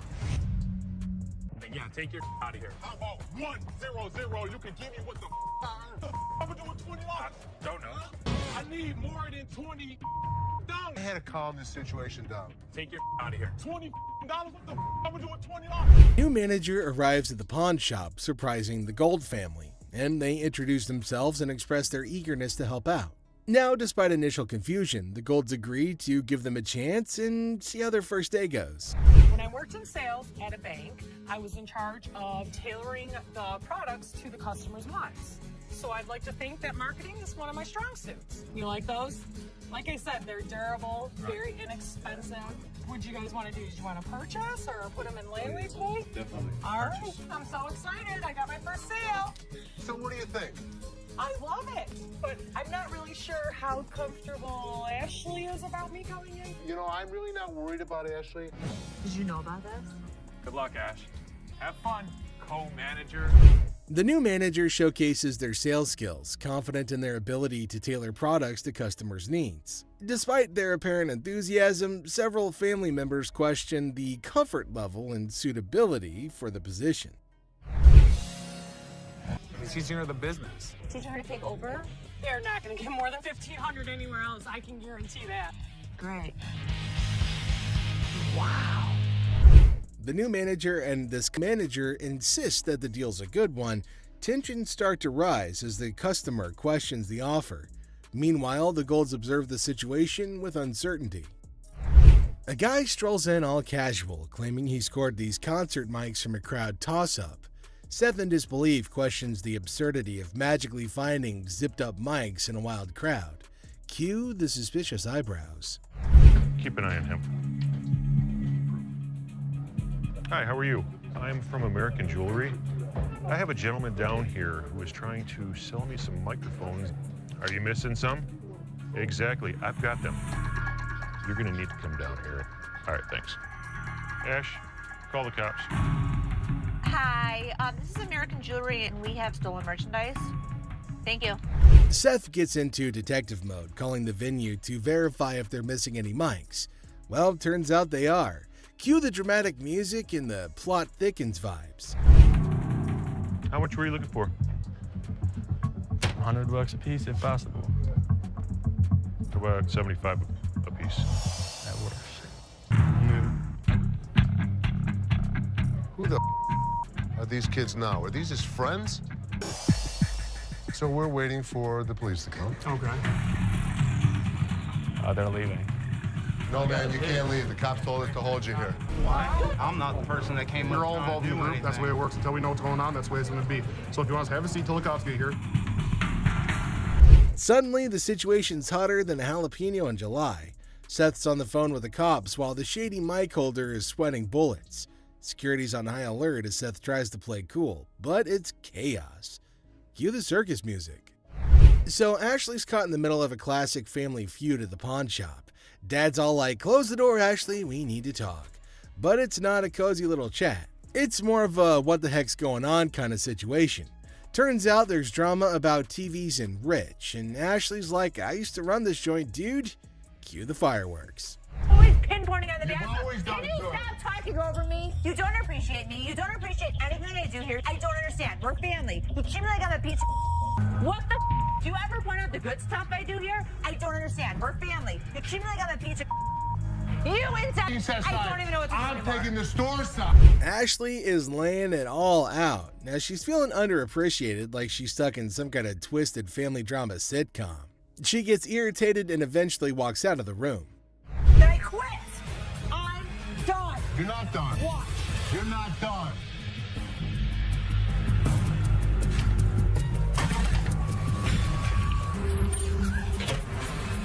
Ashley, one last time. If you walk out that door, don't ever come. What just happened? Ashley just quit. She walked out that door. She's not happy with the way we treat her. I cannot deal with it. I'm out. I don't care what he says to bring me back. I'm done. When you allow your emotions to run a business, it's the worst thing she could ever do. You're gonna lose. But if you thought that was it, there's another surprise twist as Ashley drops a bombshell openly declaring that she quits and that she's done, and then she pieces out, leaving everybody in shock. But Les is stuck scratching his head, wondering what the heck just happened. But Ashley has made up her mind. Emotions run wild and business gets a kick in the gut. Classic pawn shop drama. Get ready to chuckle as we witness an overenthusiastic customer diving headfirst into negotiations with Ashley over a watch. With all the finesse of a bull in a china shop, he throws out a laughable offer of just $75. Ashley, ever the comedic genius, bats it away with a playful smirk. But hold on to your hats, folks, because our customer isn't done yet. He dramatically ups the ante to a jaw-dropping $599 despite the watch being worth nowhere near that amount. Now, before you say something, now I'm gonna be honest with you. This right here, it's worth a lot of money. So this, I should get some change back. Hold on, wait a minute. This is worth, look at it. 2 and add 3 more zeros with it. 2,000, baby. Me out, and guess what? You got to give me some change. Our intrepid negotiator isn't about to back down. With the confidence of a superhero, he insists that this watch is worth its weight in gold. Quite literally. He even flaunts a fat stack of cash, convinced that he's about to seal the deal. But Ashley, bless her heart, isn't buying it. She keeps a straight face as our customer sails further into the sea of absurdity, refusing to cave to his outlandish demands. Okay, and it's worth $2,000. It's rare to find a $2 bill that got red in it. Now tell me they ain't worth $2,000. I'm about to go deaf right now. Well, no more than that around your neck. You understand me? You little chunky, draw-looking person. Okay. Now hold on to your sides before they split, because things are about to get even funnier. As our customer cranks up the theatrics, Ashley's amusement hits an all-time high. With a twinkle in her eye, she gently reminds him that the watch isn't exactly a crown jewel. But our negotiator, bless his delusional heart, won't take no for an answer. Ashley keeps her cool, relishing every moment of this side-splitting showdown. You know what? I'm gonna tell you something. Okay. You owe bologna sandwich. Y'all ain't got no money. Have a good day. Big Mouth is hungry. Real funny, man. Y'all be killing me. I'll pawn you. Matter of fact, that $2 bill, you gonna... And now the moment we've all been waiting for, the finale. Our customer's frustration approaches a boiling point, but Ashley, ever the queen of comedy, doesn't miss a beat. She continues to milk the situation for all it's worth, leaving our customer red-faced and defeated. And just like that, he storms off, leaving us in stitches as he hilariously fails his attempt at negotiation. Next up, we've got a furniture fiasco as a man discovers a one-of-a-kind table, only to have their excitement interrupted by another customer demanding that they vacate the throne. But the first customer's not moving. Get your ass over and shut up. Get off that bed. No, I ain't getting no. Get off that bed. What the you gonna do, baby? Who do you think you are to talk to me like Bro, that? if you let me, I'll be slapping that ass. You're talking to you, mother. Back up. Take my ass out of here. Man, really? We don't think so? You don't think so? Tension skyrocket amidst the customer's verbal barrage, but fear not, for Ashley steps in, serving sass and shutting down the disrespectful discourse. Honestly, with Ashley, who needs a savior in sparkling armor? Here's the way it's gonna work. You don't disrespect my daughter in my store. Get the out of here. If this guy ever shows his face in this store again, we're gonna kick his ass. Gonna get your hands off me. Really or what? We go back, disrespecting my daughter like that? Ultimately, Les has to step in and settle the score by enforcing the rule and ejecting the unruly patron. With one stern glance, Les sends the troublemaker packing, restoring peace and reminding everybody that disrespect isn't welcome in his kingdom. The scene kicks off with Grandma storming into the pawn shop, demanding her money back for a purse that she claims is fake. Now she's not holding back, loudly insisting on a refund while the audience can't help but applaud her fiery entrance. You don't want to mess with a grandma on a mission, so she demands to restore her sense of humor before anything else happens. She insists on getting her money back, saying that the purse she purchased was just as phony as a $3. Les tries to maintain his cool amidst Grandma's escalating tantrum. Now he asks for the receipt, but Grandma didn't expect that curveball. Now she intensifies her demand for a refund, saying she isn't playing games with her hard-earned money, even without a receipt in hand. Now, Les's justifications aren't going to hold water with her. She wants her money, and she wants it now. I think the situation can't get any more ridiculous. Grandma takes out her cigarette and lights up in the store. Les, however, ain't having any of that, and warns her right away that smoking isn't permitted anywhere, especially in his store. Grandma, however, is in no mood to follow the rules, leading to a showdown where Les tries to put out her cigarette while she vehemently refuses. As the literal smoke clears, Grandma's still not backing down. She demands her money with a threat of legal action, insisting that she'll see Les in court. Les, exasperated, finally agrees to give her the refund just to get her out of his hair. But even as he tries to make things right, Grandma ain't done. She wants a card because she's ready to sue his butt. And with that threat hanging in the air, she finally storms out, leaving Les bewildered and relieved. Les can't help but reflect on how she's nothing like his own grandma, leaving the audience in stitches at the absurdity of it all. And that's it for today. Thanks for being a part of the Hardcore Pawn adventure with us. We hope you like the drama and surprises. And make sure you stay tuned for more pawn shop stories. See you next time. Laugh and cringe as a shouting woman causes trouble in the pawn shop, making Seth and Les really mad. Then a guard shows up and there's a surprising twist outside. Okay, I went to get my purse back to make my payment. She's telling me this is expired. That's my purse right there. That one right there, the black one. A meticulous lady strides in armed with confidence and a fake receipt, proclaiming ownership of a purse. Little does she know that Ashley is the store's memory bank, fully aware of every item in its rightful place. The girl in her eagerness attempts to vault over the counter, unaware that Ashley, the guardian of scams, is on duty. It's my purse right there. How do you know that's your purse? Because I know my purse. Here's the money. I want the purse. That bag was never in pawn. If you want to buy it, I just want to look at it and make sure it's not mine. Undeterred by gravity and common sense, the girl persists in her charade. However, Ashley stands firm, recognizing the futility of the scam and the level of wrongness involved. It's like trying to sneak a peek at the answer key when the teacher is watching. Yeah, that's not happening. First of all, don't talk to me like I'm an idiot. Give me my purse or I'm going to come over that counter and get it myself. oh my God. Get your hands off me. Have a nice day. Let's go. Walk yourself out, yo. You.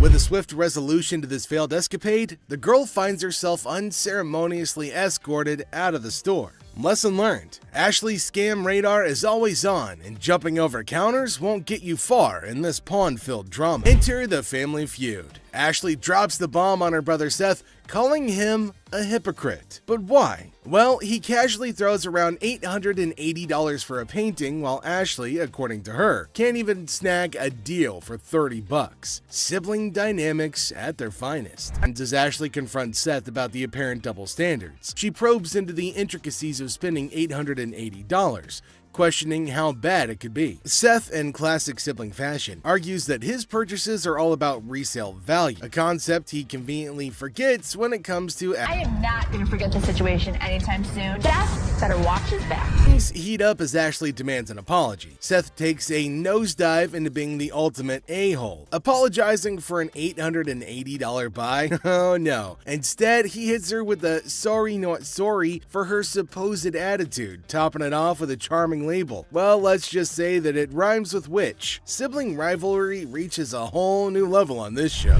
Les is hit with some unexpected news. A few guys claim that they've been pawned by a girl from the staff. Les, ever the detective, approaches the situation with a mix of suspicion and humor, wondering aloud if he's either unintentionally swindling customers or if bizarre customers have taken up. The plot thickens as two disheveled DJs step into the scene, laptops held hostage. The atmosphere turns somber as the weight of the situation sinks in. It's a strange occurrence that has everyone wearing expressions of confusion and concern. Les, with his seasoned cool, casually queries about the laptop's ownership, revealing they're registered under the mysterious girl's name. The tension rises, but Les doesn't crack under pressure. Maturely handling the situation, he asserts that he needs the lowdown to work his magic and get those laptops back where they belong. It's a pawn shop mystery, and Les is the detective determined to unravel the peculiar case of laptops and loyalty. Tame a woman at the counter. Let's see what she's gonna come up with. Is she asking for free money? I think she might possibly be mad, though it is kind of funny that she's got enough courage to come up and ask for money without investing anything. Now, the lady at the counter frowned and asked her if she paid or not. Intriguingly, she hasn't paid anything, but she's still asking for money. And to make matters worse, she started shouting at her. Everyone around started looking at her, wondering what the hell was going on. Seth and Les get a little furious as everybody's just standing around trying to figure out what's going on. She started bullying her, but the lady tried to explain to her again that she misunderstood the agreement and they're not just gonna give her free cash. But this lady's just not listening to anybody. Well, Seth then enters, so who knows what's gonna happen now, the whole document or not, and she was not listening and constantly arguing and pointing to them as if they had done something wrong. Meanwhile, other women decided to intrude, and oh my god, it's gonna be funny. Looks like they've all decided to have a fight in the pawn shop. Wonder how that's all gonna end. And it looks like now see the other women get in and start shouting at her as everybody behind her was waiting for her to get out of the queue. So they started fighting fighting, and now they're all having an immense fight. Everybody around is watching and laughing at them. Well, the guard had to go and break everything up. Well, at least they're all gonna get treated the same way, especially the one who created the mess. Pretty sure they're gonna hold him up and throw him out. And there they go, they're still shouting and fighting with each other as well. They were sent outside and they started beating on each other, holding each other by their hair and hand. They beat the crap out of each other, and people around them were just watching and waiting and having a curious but funny conversation about their nonsense. Talk about a hella cringe episode. It's Robert. Nice to meet you. Nice to meet you, Dennis. Yeah, I got an item here. Might be interested in. Okay, so there's a guy coming into the pawn shop with something in his hand, maybe a poster. But what's it for? He came to Seth and the other man and showed them this poster. Now it feels like they're interested in it, and there might be a handsome deal between them. Detroit Lions players had signed. Did you drag it in? 3 months now. $1,000. He started describing the poster that's mainly about the protest of people in history, and it's got lots of signs of well-known people and has got a lot of worth. He explained everything in one go and demanded a heavy amount for it as it was really valuable to him. Seth told him that it's got some stains on it, and it's no doubt the same poster of Historical Strike, which made it worthy, but for him it might make a lot of Seth and the man explained that it's not about the worth that he's asking for in terms of thousands of dollars, but it's also about the condition of the poster, and it's not in a very good one. The man is continuously arguing that it's got signs all over it. If Les has seen it, that he'll definitely be surprised and definitely pay more than $1,000. Well, as for Les judged the entire piece and told him that he's asking for too much. And later on, they further described that it's torn from the top and the bottom, and it's also got damage and they can't pay more for it. But he still won't agree to pay for it. But he did say that he'd charge $500 off of the amount, but they couldn't reduce it any further. 200. Nobody in life is ever going to offer you more than us. According to Seth, it's a historical and cool piece and might be a profitable deal for them. So he asked the man if they'll pay $750 for it. But the man was stunned and said that they're paying too little. He said that you should pay more, but Les is arguing that no one can pay you more than this. He asked for $200, but no, it's not going to be a good deal, and they told him to leave. The man in need got a severe shock and held up the poster thinking. Les again said that they can't pay more than $100, and after some time of quietness, they agreed to the deal. Finally, the happy deal was made.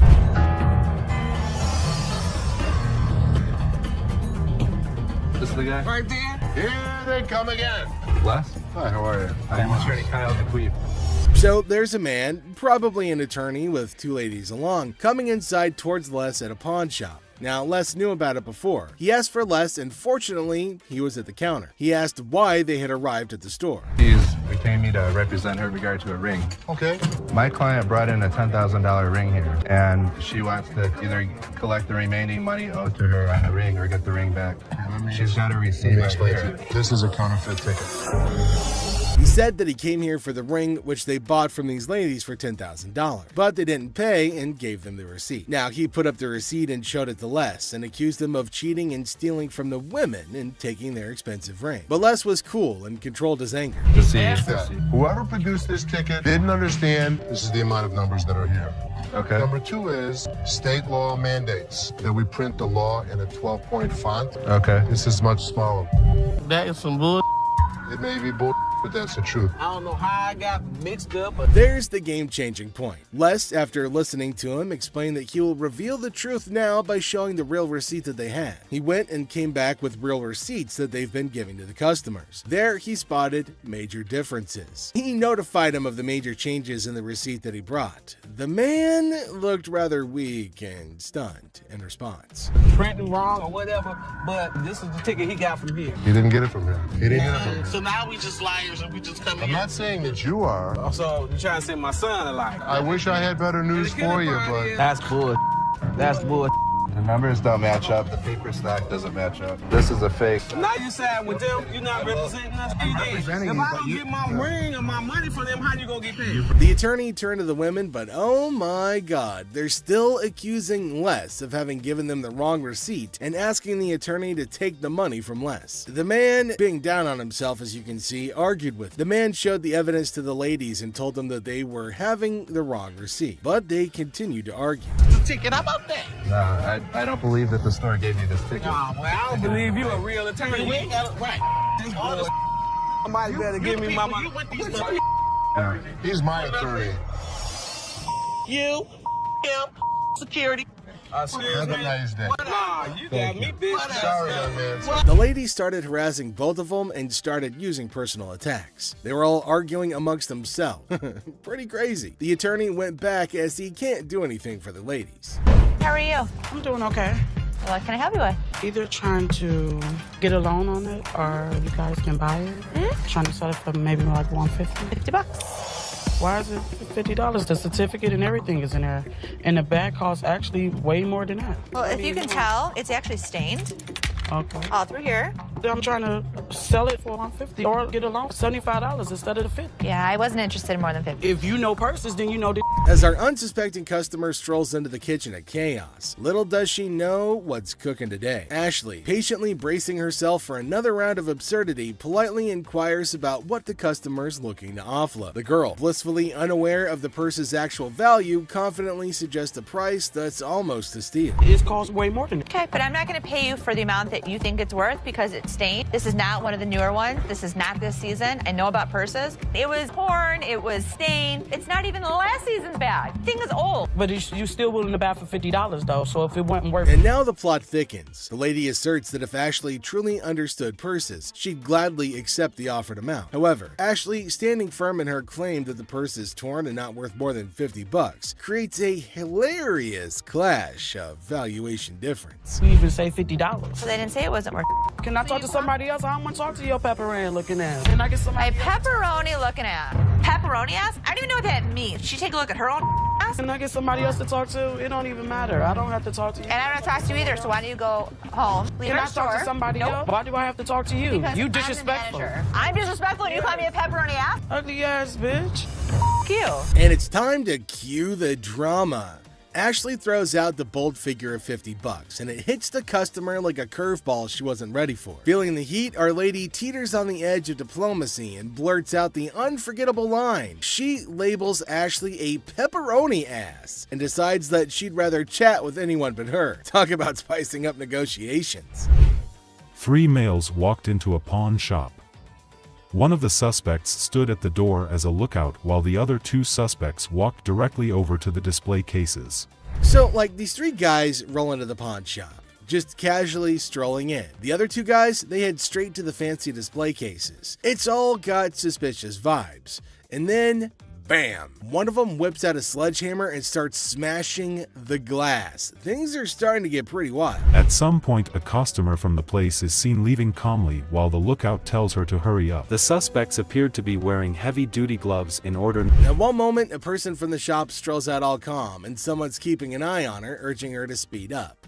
The people thought to be involved seem to have on these tough gloves, maybe so they don't get any cuts. Not to get cut while removing the glass from the cases. Both suspects placed the jewelry and many other valuables in the bags. So when they took off the glass from the cases, both of them put the jewelry and lots of other valuable stuff into bags. After that, they hightailed it out of the store in a black Mercury marquee. Case at?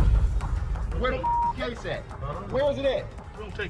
Where you put them on? A guy storms into the pawn shop all worked up and starts shouting about a missing case. He's demanding to know where it is, and he appears to be accusing the staff of removing. The feeling of stress in the air is increasing, and it's obvious that something is wrong. Not take games, take your wives, my damage too. That's the way it came in with the kids. I know. You gonna act like I ain't got no sense? He's accusing us of taking games out of his unit. Look at the ticket. It never said with game. The atmosphere gets even more intense as the guy accuses the pawn shop of messing with his games. Unless the cool guy at the pawn shop stands his ground. The customer's getting more agitated, making accusations and even talking about blowing up the place, which is just adding to the chaos. At that point, man, you can get your arms up off belly or none of your body parts on me, bro. After all the stress I have, the last thing I need is a customer causing a scene. Despite the escalating situation, Les stays calm. He tries to talk sense into the upset customer, especially with a big event coming up the next day. I know how to mother walk. I ain't illiterate because I ain't part of the week. And y'all motherfuckers in my middle only put them games in there. And you wasn't even standing there when I pondered it. Somebody need to blow this place up. It's time to go, sir. You ain't gonna get my window up. I'm not. Let go. Can I get my weed? He'll get it for you, don't worry. You're making a threat like that? The situation becomes alarming when the upset customer makes a threat to blow up the place. Les, rightfully concerned about the safety of everybody, asks the guy to leave. Security becomes a priority, and the customer's demand for his belongings takes a back seat to the potential danger that he's creating. It's a challenging moment for Les, who's just trying to manage the chaos caused by an irate customer. How's it going, man? What's going on, man? Everything good. How about you? I'm doing good. Good. What can I do for you? Let me get this like 400 for this watch right here. What can I do for you today? Can I get like 400 for this watch right here? It's worth $820. Les, chilling at the pawn shop, notices a guy walking in, watch in hand. Les, being friendly, asks how things are going. The guy, hopeful, wants $400 for his watch. Les, the cool pawn detective, calmly discusses the watch's worth, revealing it's valued at about $82. Come on, tell me the truth. What'd you really pay? Telling you the truth, man. Come on, give me four for this watch, man. Come on, man. We deal in high-end watches. This was worthless. Nothing for us to deal with. Come on, give me like $450 for this watch. Why you yelling at me? Oh, I got a baby on the way, dog. Congratulations. I'm sick of living at the crib, man. My girl on my head. The negotiation heat rises as the guy insists on $400, but Les suggests $7. The guy, pleading and sharing his life story about a baby on the way, asks for $400 again. Les stands firm, offering him the same price, which leads to a bit of yelling. The guy, feeling frustrated, calls the place bull ass and expresses his discontent. You want $10? I want to what do with $10? I have no idea. Go to Coney Island. Give me Coney $10. Island is good. Coney Island, $10. Got a baby on the way. They gonna do this to me, dog. What you looking like a crazy fool? The tension escalates, and the guy feels disrespected, using strong words and even threatening Les. Les, staying cool, suggests maybe he should have been given $400, hinting at a broken lamp that needs payment. The situation gets intense, with the guy considering if he should have taken the deal. Some cash for this watch, man. 400? I'm sorry. This is a ass place, man. This whole ass place, dog. Excuse me. You call it what? You call him a bitch? You? I'll knock you the out. You don't know who you talking to. Show me. Dog, don't touch me, homie, dog. Touch me, dog. Then maybe he would have been able to pay me for the lamp that he broke. Yo, I'm off with you, dog. The guy, still upset, leaves the shop, but not without some fiery words. Les reflects on the encounter, realizing maybe he should have given $400 to avoid the chaos. The drama ends, leaving behind a mix of emotions and a used watch. Life at the pawn shop remains unpredictable and full of surprises. How you doing today? Hey, pretty good. How are you? Real good, thanks. I'm Les. Les, I'm Randall. How are you? Randall, oh, you got a hell of a grip. Wow. What the hell is it? Call it a ring. Okay. I didn't think it was a bus. How'd you get it? I just got it. This guy smelled like a brewery. Okay. How much did you want? I'd like $500 for it. Why? Why? Because I need it. Yeah, I got you. 2 DUIs. A person walks into the pawn shop, catching Les's attention. Things start getting interesting right away. The person wants $500 for a ring and shows it to Les. Les, being curious, asks where the ring came from and why they want to sell it. The person gets really mad when Les asks questions. The intensity in the air rises as the person angrily explains why they're selling the ring. Les stays calm, making it a surprising and dramatic moment in the pawn shop.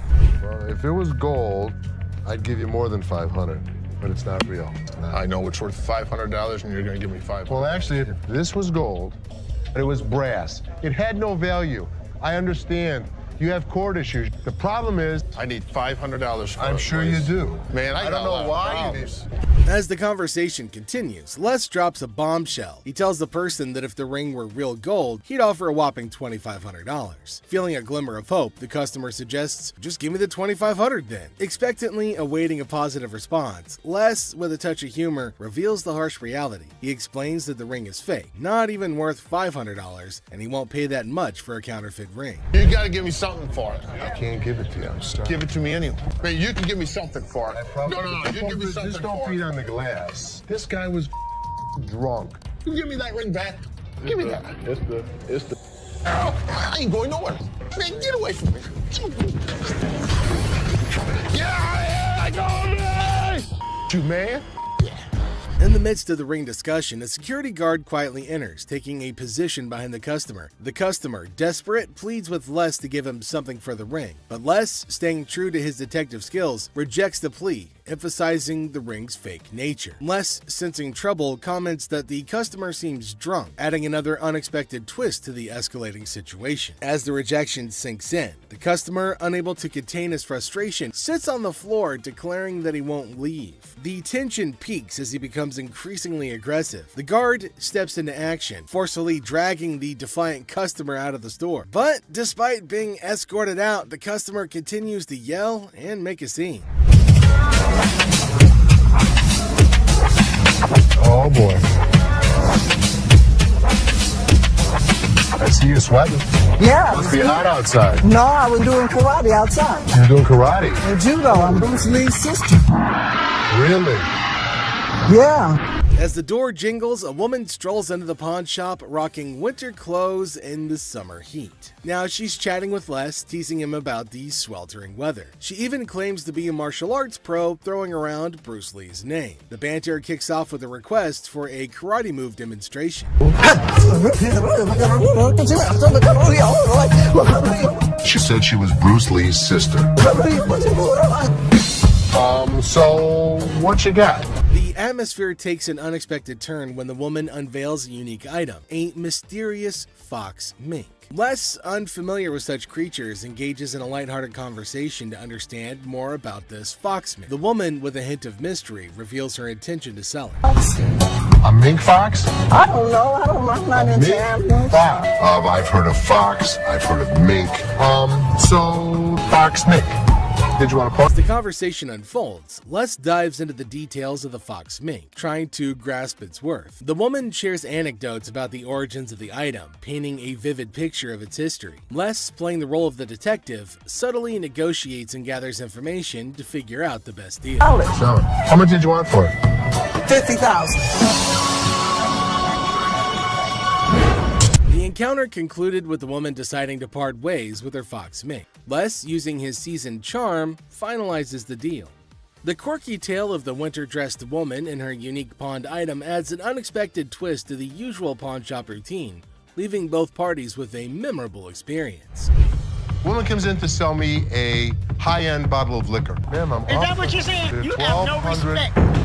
When you want to take a person when they die, fit the liquor inside the bottle. and anytime you're going to belittle a person. Ma'am, I didn't belittle you. As the door chimes, the woman confidently walks in, clutching an empty liquor bottle. She aims for a bold move, attempting to pawn the bottle for a cool $100. Les, with his discerning eye, swiftly rejects the proposal, explaining that a filled bottle would fetch a better price. The woman, not thrilled with the response, raises her voice, demanding respect and expressing her discontent. I'll give you $100. It's not worth more than $100. Especially when you say I wouldn't give you $100. Don't you ever walk up to my Baby, dad. hey, baby, don't point your finger. Life after this, Ma'am. don't you dare ever Ma'am, come in you here are again. in my face. I don't care. You're in my dad's store, and don't you ever think about coming in here You know again. what? Turn your ass around. Badass out the door now. Nowhere, Ashley steps up like a superhero. Now, she doesn't just cool things down, she straight up shuts the woman down. With confidence, Ashley tells her to leave and never come back. Suddenly, the chaos turns into quiet, thanks to Ashley's quick and firm action. Son of a bitch. Where the hell is he? Rich! He's on the floor. People are waiting to pay us for their merchandise. He's not there. We're losing money. I've had Rich's back. In the heart of the pawn shop, Les faces a moment of frustration and disbelief. The absence of Rich, a trusted ally for over 2 decades, leaves Les feeling betrayed. The urgency of customers waiting to make payments adds to the tension, and the weight of loyalty becomes a central theme in this unexpected turn of events. Since the first day he came here, over 20 years ago. I feel betrayed. Didn't I just have an employee meeting to tell everybody that they need to step up on their game? I'm watching you and Bobby J talk to these 2 girls. You're out there trying to sweet talk them, trying to bull with them. I'm looking for you in layaway. Where the hell are you? I gotta sit in layaway all day long and just wait for something to happen. As the minutes tick away, the atmosphere inside the pawn shop grows more intense. Les reflects on his long-standing support for Rich, highlighting his sense of loyalty that spans a quarter-century. He recalls a recent employee meeting where he emphasized the need for everyone to step up their game. Disappointment and frustration seep into his words as he confronts the situation, a pawn shop mystery intertwined with personal and professional loyalties. I'm watching you and Bobby J talk to these two girls. They're out there trying to sell their jewelry. You're out there trying to sweet talk them, trying to bullshit with them. They end up walking out the front door. You put me in a position that you were the next to go. In this pivotal moment, Les delivers a stern warning to a fellow employee, Bobby J. The scene unfolds with Les observing interactions and attempts at sweet-talking customers. The threat of termination looms as he recounts the consequences of letting down the team. The dialogue underscores the severity of the situation and the potential impact on job security. Tension rises as Les grapples with the repercussions of the unfolding events. Rich, I'm out. Tell your dad to off. You up your job. As the confrontation escalates, Les draws a line in the sand. The ultimatum is clear: compliance or termination. The final seconds capture the raw emotion and frustration of a loyal employee who feels unappreciated and misunderstood. He knew he was in trouble once we walked through that door. Joe, did you steal from me? Tell me the truth.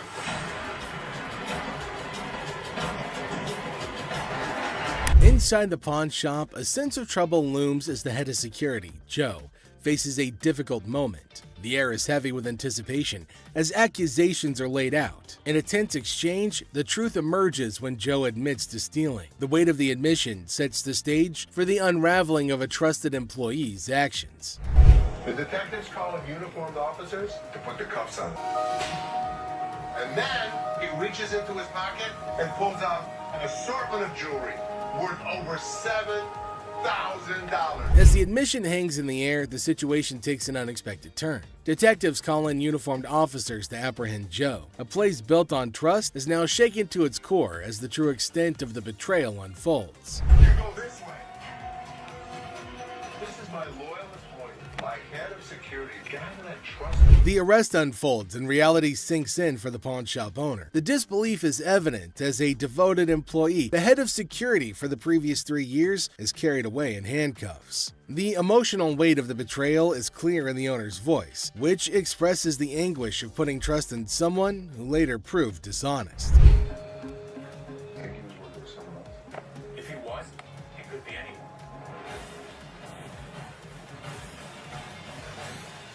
As the scene unfolds, questions linger in the air. The owner ponders the possibility of Joe working with someone else, leaving the situation shrouded in uncertainty. The aftermath of the betrayal raises concerns about potential accomplices and adds another layer to the unfolding drama. The final seconds leave the audience in suspense, contemplating the true extent of the security guard's actions.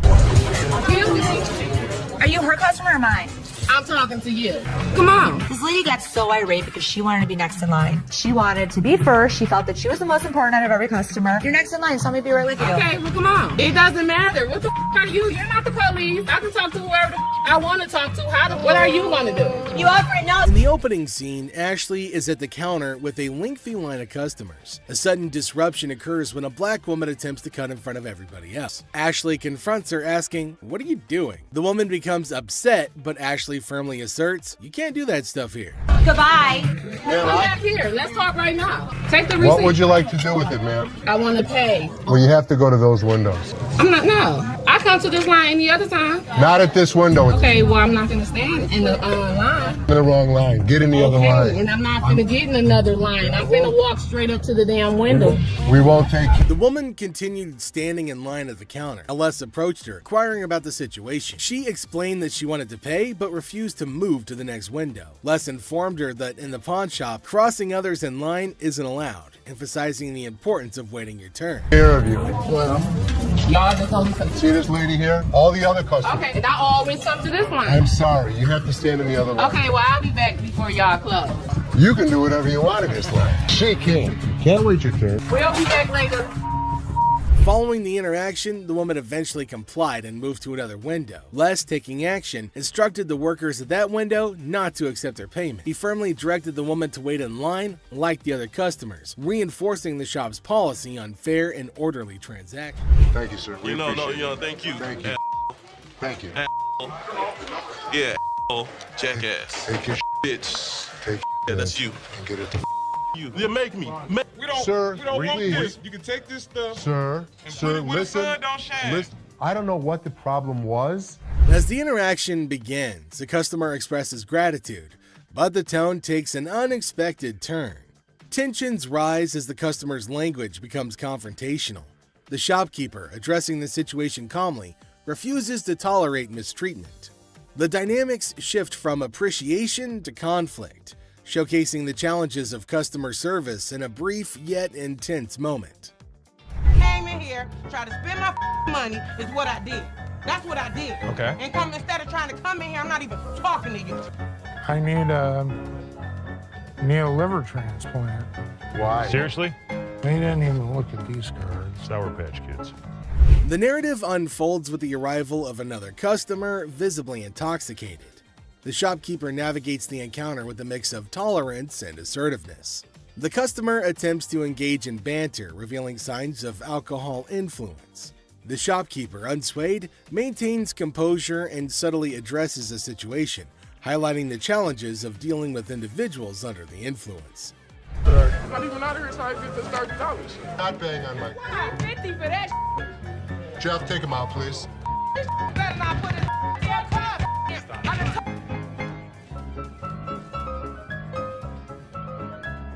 How would you? Man, what the?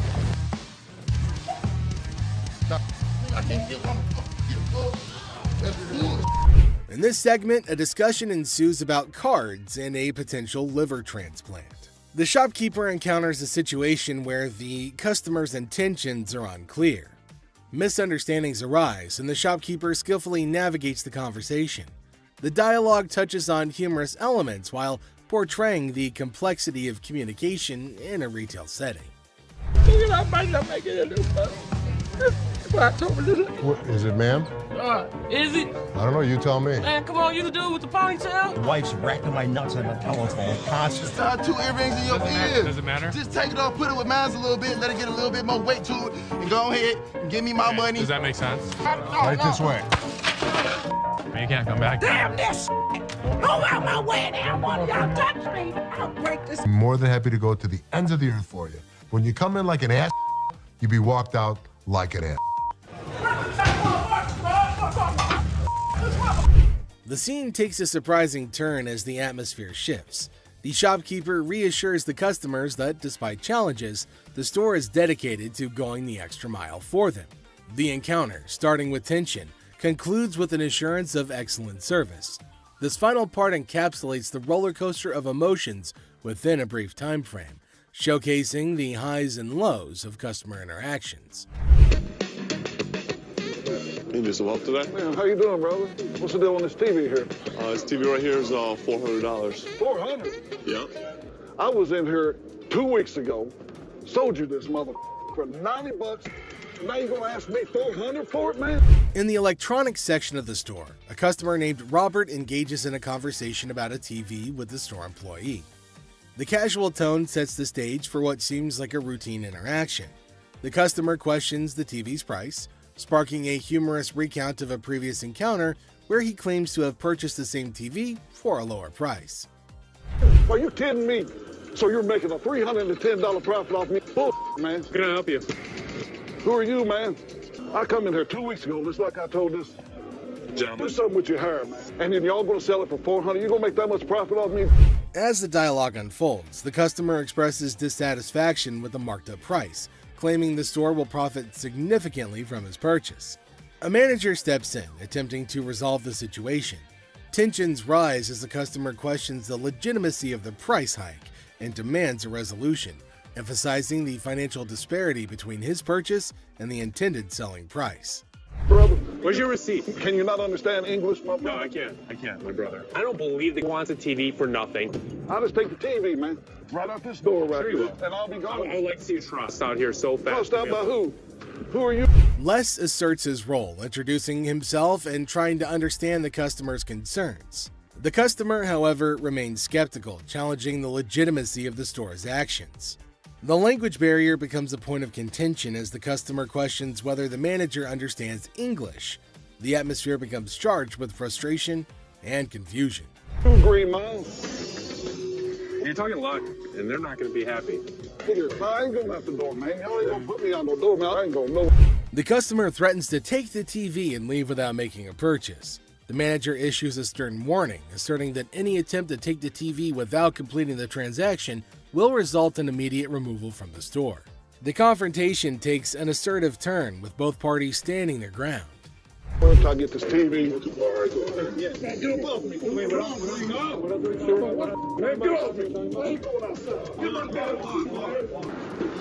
my damn shoe, player. You got my shoe, you got my money. It's joint. This guy was acting like a total baby. He wanted attention and he got it.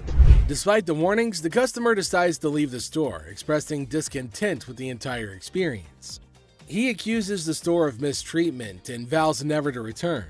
The situation concludes with dramatic flair as the customer exits, leaving behind a sense of dissatisfaction and a promise never to return. How are you? I'm good. How are you? Well, actually, I'm not doing so good. No? My grandma just passed. I'm sorry. I was like hoping to. Okay, so whose ring is this? My grandma's. Oh. So you want to just pawn it, right? Because you want to be able to get it back? Yeah. Okay. Do you have anything else? It's not real. What you mean it's not real? It's not real gold. A guy comes in feeling sad and asks Ashley to pawn his grandma's ring, explaining that she passed away and it's all he has. When Ashley checks the ring, she gently says it's not real. Concerned, she asks if he's got anything else, wanting to help him in a simple way. You saying basically y'all sat up here and waste my time talking to you? You don't waste your time. If you have a TV, you can pawn your TV. What the f*** I look like pawning my TV? Do you have a TV? I need to speak with somebody else because you irritate me flat out. It's acting really erratic and it's making me really nervous. Lower your voice. Don't Lower your tell voice. me Lower what your to do. voice. Don't Lower put your voice. finger in Lower my your face. voice. Lower your Don't voice. put your finger. Ashley breaks the news that the ring isn't real. The person gets upset, saying it's not fake. Ashley suggests pawning a TV instead, but he questions why he should. Despite Ashley's efforts, the man gets angrier, repeatedly telling her to lower her voice. Ashley asks him not to point fingers at her face, but he ignores her. I'm trying to help you solve Like the this, issue. lower your voice. The next thing I know, this guy snapped. Lower Don't your tell voice. me Lower what your to do. voice. Don't Lower put your your voice. finger. You got me up. Let's go. Let me go. Let me go. On the ground. On the ground. On the ground, mother. The security guard intervenes, slamming the upset person to the ground and then dragging him out of the pawn shop. The situation escalates and the guard takes decisive action to maintain order. Next up, we've got this episode where a heavily muscled individual made his way over to meet Les to complain about equipment he got from the store that got busted. Somebody bought this. This piece of junk I bought in here just a couple days ago. It don't work now. It's broken. What is it? Little ab lounger I bought here, man. Workout. In the midst of the pawn shop's hustle, a burly customer approaches Les with a complaint. He's upset about a busted piece of exercise equipment, an AV lounger purchased just days ago. Les, sticking to the store policy, explains that they can only provide an exchange, not a cash refund. Tensions rise as the customer vehemently rejects the idea of an exchange, demanding his money back. They can only hand over another item in place of the faulty one. If you had the receipt, I could give you an exchange. I could give you something. I don't want an exchange because it's probably going to be some again. How about you just get my money? As the disagreement escalates, the customer insists on a cash refund, dismissing the option of another item. Les faces a dilemma, stuck between policy and customer satisfaction. The clash intensifies as the customer becomes forceful in his demand for a monetary refund, setting the stage for a heated confrontation. Les could match him word for word without fear. Better be some money. Or what? Or what? There's going to be a problem. How about What that? kind of... Les, accompanied by his trusty companion Byron the Snuggle Bear, stands his ground. The customer challenges Les with threats of problems if he... As the woman storms out, Seth bids her a not-so-fond farewell, relieved to see her go. With humor and sass, he ensures that she won't be back anytime soon, leaving the showroom olive-free and entertained by the absurdity of it all. Welcome back to our channel, guys. No, let's go. Let me go. Let me go, man. Let me go. I need my money. What you so mad for? Go ahead. Man, they took my money, man. Today, we've got a wild ride for you on Hardcore Pawn with some idiots. Get ready for a roller coaster of laughs, absurdity, and unexpected turns on this episode of Hardcore Pawn, where the ordinary becomes extraordinary. Man, ridiculous, man. Body slam. A man brings heavy vibes into the pawn shop, sharing his grandma's passing and hoping to trade a ring for rent money. Ashley adds a sprinkle of sympathy, making the somber moment oddly endearing. Well, actually, I'm not doing so good. No? My grandma just passed. I'm sorry. Ashley rains on the customer's parade, revealing the ring's lack of godliness. Frustration brews, and Ashley suggests pawning everything but the kitchen sink. The struggle for value turns into a financial comedy sketch. It's not real gold. So you saying it? Basically, y'all sit up here and waste my time talking to you? You didn't waste your time. Ashley, usually the pawn queen, battles a customer storm. The ring debate escalates into a shouting match. I'm trying to help you solve your issue. What you mean? What you mean? I'm trying to help you solve your issue. Lower your voice. The customer wants quiet. Ashley wants value. The result? Pawn shop opera in full swing. Don't tell me what to do. Don't put your finger in my face. Don't put your finger in my face. Enter Byron, the pawn superhero. Ashley's yelling fest transforms into a tag team wrestling match. No, let's go. Man, let me go. Let me go, man. Let me go. Bitch, I'll be back. Byron takes center stage, slamming the customer out the door like a disgruntled WWE star. Let me go. Man, y'all got me. It's a pawn shop drama with a security twist. People come in my face all the time and people scream at me. Nobody's ever touched me. A $3 bill. Hi, excuse me. Yeah.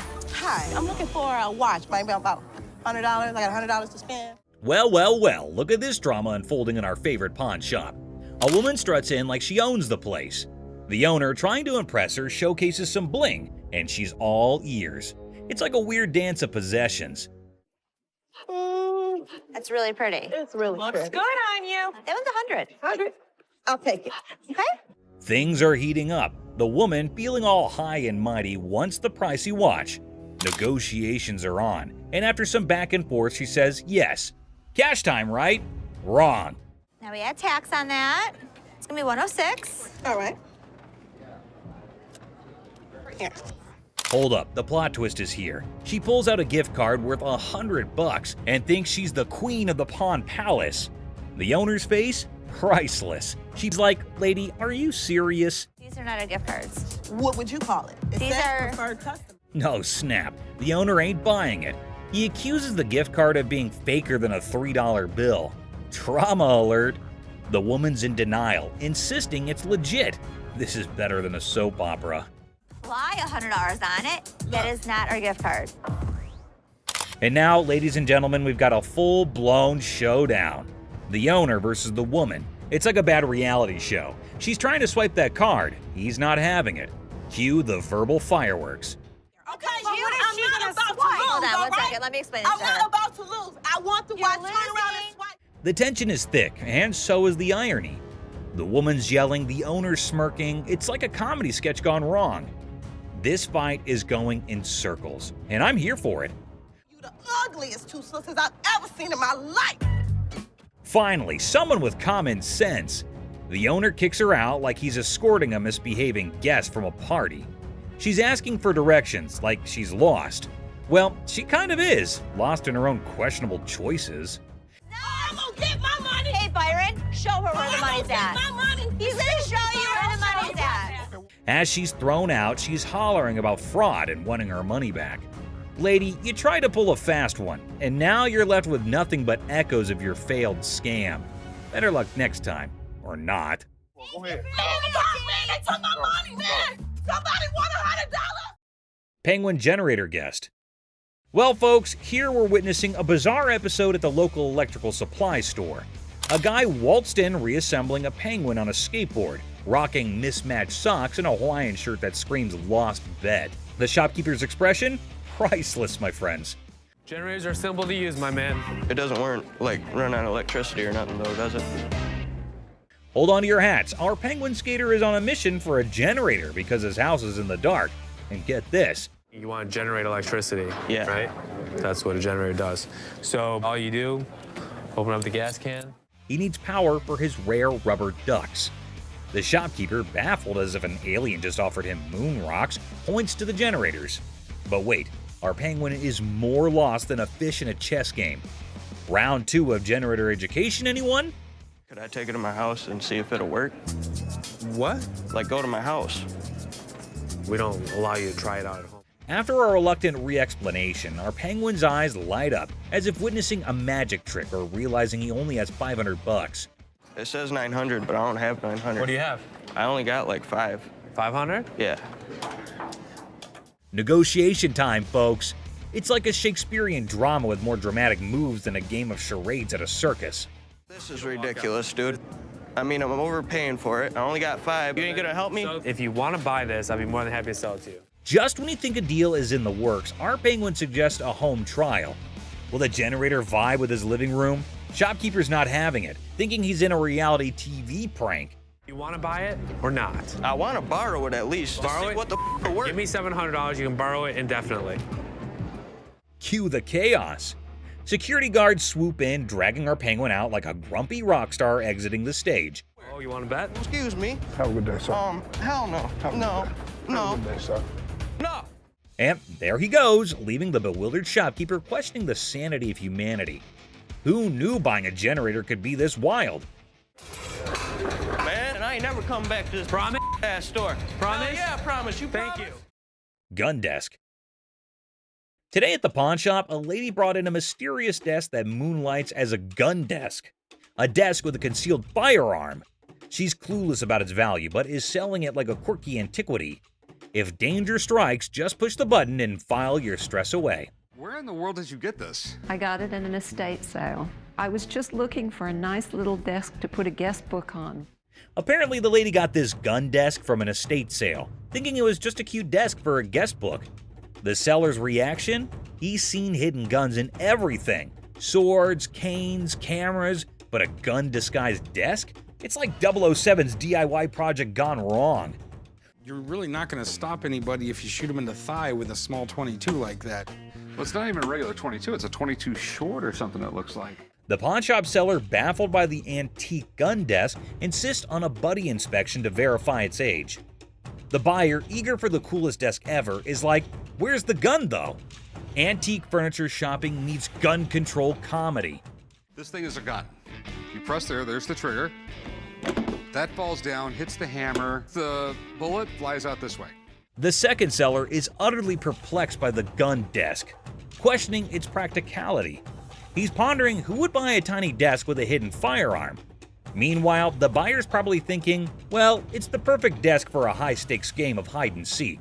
The other thing is, I don't know how old this thing is. The seller delves into firearm logistics, explaining the pre-1898 loophole and the concealed weapon twist.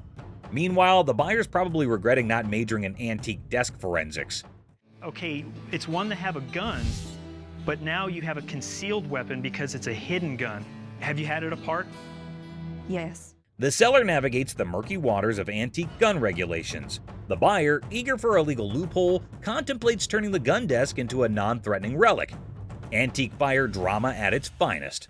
Thanks for bringing it in. Oh, you're welcome. I really wish I could have bought this because the odds of another gun desk coming in here are slim to none. Super Bowl ring. Walked into the pawn shop like a Super Bowl champ flaunting a ring fit for the football gods. The seller's dreaming of a touchdown deal at $22,000. But he's ready to settle for $19,500 because even champions negotiate in the end zone. I'm looking to get anywhere from like $22,000 to $21,000 for the ring, but if $19,500 was to hit it, I'd take it. The seller got the ring from a forgetful wide receiver deal. It's from Super Bowl 39, and despite the shop owner's dislike for the Patriots, he acknowledges their success. An issue with the ring's mark is noted.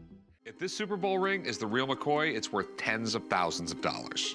But a hand-engraved manufacturer's mark just doesn't seem right to me. The pawnshop worker, with a quirky habit of hoarding Super Bowl rings, scrutinizes the suspect engraving on the Patriots ring.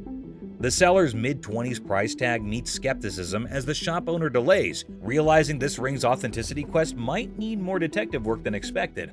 I'm gonna have to get somebody in here because it just doesn't look right. I want to do a little bit more research, so we'll get this thing figured out. The seller's nervous about the big bucks, defending the ring's authenticity with player credibility. The pawn shop worker, still skeptical, calls in an expert, and in walks Jeremy, the ring detective, ready for some bling investigation. Now, rings that are given to players are far more valuable than if they're given to a front office staff member or something. The expert, dropping knowledge on the 04 Patriots ring, relishes Eagles' losses. He educates on the ring's bling, emphasizing player ring's value, and highlights the counterfeit struggle. The pawn shop now is a sports memorabilia professor. Usually you would see that not only in a different location, but it looks to be actually hand engraved rather than actually out of the machine. The expert dissects the Jostens mystery, noting hand engraving and unique features. Despite the unconventional markings, he vouches for the ring's legitimacy. The 04 Patriots bling gets a 100% authenticity seal, and the pawn shop rejoices in a victory for sports memorabilia truth. They actually had to have somebody laser engrave each and every ring. So this ring is 100% legit, and it's pretty awesome. Sweet. The appraisal moment arrives, and the expert places the 04 Patriots ring in the high demand category, estimating it between $30,000 to $35,000. Super Bowl rings from players such as this sell from about $30,000 to $35,000. Nice, nice. The seller, aware of economic woes, starts at $22,000. But the pawn shop owner, considering the long wait, bargains at $18,000. Negotiations roll with a counteroffer of $21,000, reminding the seller you don't have anything like this in your showcase. The ring dance continues. I go 21.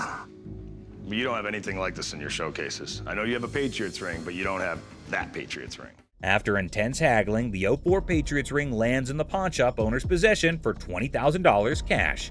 Family banter erupts over the new addition, turning it into a $20,000 paperweight threat. The ring battlefield unfolds. I'll give you 20 grand. Pass. 20 grand. Cash. $100 bills. Just because I need a Super Bowl ring for every one of my fingers. Deal. Deal. All right. German spy camera. At the start, the speaker enters a pawn shop and introduces the item, a 1950s German spy camera reminiscent of something out of Inspector Gadget. The brief mention of Inspector Gadget adds a touch of intrigue and playfulness to the scene. So how's it work? You adjust these little dials here depending on what you're trying to take your photo of. The focus shifts to the camera itself, identified as a Minox 3. The speaker highlights its compact size, likening to a cigarette lighter. If you give a 10-year-old a camera and say it's not just a camera, it's a spy camera, it probably got you out of your parents' hair for a couple hours a day. Oh, yeah. The customer expresses the purpose of their visit to sell the 1950s Minox 3 spy camera. The stated price expectation is around $150, indicating the perceived value of the vintage device. With all this on there, it makes it completely illegal for me to have anything to do with it. Chopper loan negotiation. So how can I help you? Yes, I got this. I can help him. I got it. How do you think you know more about silver than I do? I know how to price it. I know exactly how to. In a high-stakes confrontation at a jewelry counter, emotions flare as two individuals argue over expertise. Tensions rise with each claim about pricing silver, creating a chaotic scene. $30,001. No, it's not the $1. 30 grand. I'd like to say yes. Listen, 40 or 20. Let's flip a coin. The scene shifts to a pawn shop where negotiations over a custom-made chopper motorcycle take center stage. The owner seeks a loan, facing financial struggles and desperate circumstances. What are you doing? What you got? See if I can get a loan on my chopper. It's a 113 motor. The motor alone was $7,000. The stakes rise as a coin flip determines the fate of a $20,000 loan for the chopper. The tension escalates, showcasing the unpredictability of financial decisions and the impact on the customer's life. I've seen a lot of motorcycles come in here, but I've never seen one like this. Okay. I need about $10,000. The focus shifts to the custom chopper's specifications and sentimental value, highlighting the emotional connection due to the brothers' craftsmanship. The negotiation becomes a delicate balance of compassion and financial reality. On a loan, about $5,000. Paying off both, or I mean... $5,000. I'll go $5,500. All right. Deal. All right, we'll get you $5,500. The episode concludes with a deal struck at $5,500 for the motorcycle. Despite falling short of the initial request, there's a glimmer of hope for the customer, bringing a mix of relief and uncertainty. Misguided price pursuit. Look at that. Is it real? Oh, you gotta pull this. Pull that. Try pulling that. I don't know how much that is. You got nothing. Two black women enter a pawn shop and discover a game machine. Excitement turns to disappointment as they realize it's for entertainment only, not for winning real prizes. This is a toy. That's a toy. It's a toy. This is here for the girl manager. I'm the man. Oh, nice. You're not gonna get it. The atmosphere intensifies as the women express their displeasure, demanding a prize from the machine. The situation escalates and the guard steps in to address the misunderstanding. Let's go out. Let's go. Well, just keep walking, man. Keep walking. Don't tell me what's going on. Come on. Y'all out of order. The conflict peaks as the women continue to argue for a manager's intervention. The guard ultimately expels them from the pawn shop, concluding the incident. Bubble hockey.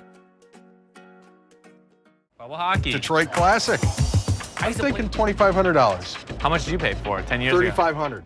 A pawn shop encounter unfolds as a customer eyes a bubble hockey game. Negotiations kick off with the customer seeking $2,500, but the pawnbroker questions the value. 900 if you win, 500 if I win. Oh, can't do it. The negotiation continues with the pawnbroker proposing a lower price. Let's go. But I know I'm gonna win this bet. These aren't those $1,200 ones? The conclusion sees the pawnbroker acknowledging the high value of the game, recognizing it as a genuine classic worth $2,500. The customer prepares to complete the transaction. Wrestling trunk triumph. We have a champion item for you today. I think I got your new bathing suit over here. I don't think that's my size or my style. The episode presents champion-level memorabilia, wrestling trunks worn by Titus O'Neil during Money in the Bank. Banter between the pawn shop staff sets a light-hearted tone. Well, these are wrestling trunks. Okay, are they worth anything? So where did you guys get these? From a buddy of mine shortly after the show. Negotiations unfold as the seller details the trunk's origin, worn by Titus O'Neil and his college football background. Price discussions ensue, involving humor and strategic bargaining. Oh, how much are you looking to get? 1,800. Are they worth that? What do you think about 800? What about 14? Money at $1,000. Go for it. You have a deal. All right. The negotiation reaches a climax as Chumley proposes $800, leading to an amusing wrestling-themed banner. The final agreement settles at $1,000, and the seller agrees to the deal. Right. And you sure this is like real and everything? Yeah. But you're sure they're real? 110%. Concerns about authentication arise, with reassurance that the trunks are genuine. Rick, the pawn shop owner, decides to break even on the purchase and seeks dinner in return. I'm gonna go look at stuff I understand. I thought you might want to put this back in your collection. Absolutely. It's my first WWE Championship match, and I won the Tag Team Championship. Titus O'Neil makes a surprise entrance at the restaurant, sharing the backstory of the trunks and their historical significance. The emotional reunion adds a personal touch to the transaction. We bought them for $1,000, so if you just let me break even and give me dinner, I'm good. Got my little black bag and everything. Look at that. The episode concludes with Titus O'Neil expressing gratitude, and the pawn shop staff excitedly anticipates dinner. The atmosphere remains lighthearted, emphasizing the unique experiences of the pawn shop. Gunfire and negotiation. And it was handed through the generations to me. What are you trying to get out of it? I'm looking for $50K. 50,000. 50,000. Corey introduces Alex to Craig, who has a fascinating antique wheel lock gun. The guys are amazed by its rarity and history, and Alex is about to share some cool facts. Man, this is stunning. Dating from about 1600s. I've never seen anything like it before, but he's asking $50,000. Alex dives into the history of the wheel lock, revealing it's a German-made firearm from the 1600s. Craig is nervously considering a $50,000 price tag. Alex suggests a test at the range. Yeah, this is special. I love this wheel lock. And you still want 50 grand for it? Absolutely. After research, Alex discovers that the gun belonged to a Prince Archbishop's personal guard. The guys head to the range for a nerve-wracking but successful test, and Craig's asking price is discussed. Nice! What do you think it's worth now? I think it's $40,000. In a quirky twist, Corey notices devil emoji targets for a gun designed to protect a Prince Archbishop. The gun fires impressively, and Alex estimates its value at $40,000. Not as easily as I could do 30. I would go 32.5. We'll lose it over that. We'll do 32.5. The negotiation begins with Corey expressing admiration for the unique gun. After some back and forth, they settle on $32,500, striking a deal for the exceptional wheel lock gun. Churchill letter. A historical dealer brings a Winston Churchill letter to the pawn shop. The seller's writing? Not so great. But hey, it's Churchill, and the drama begins.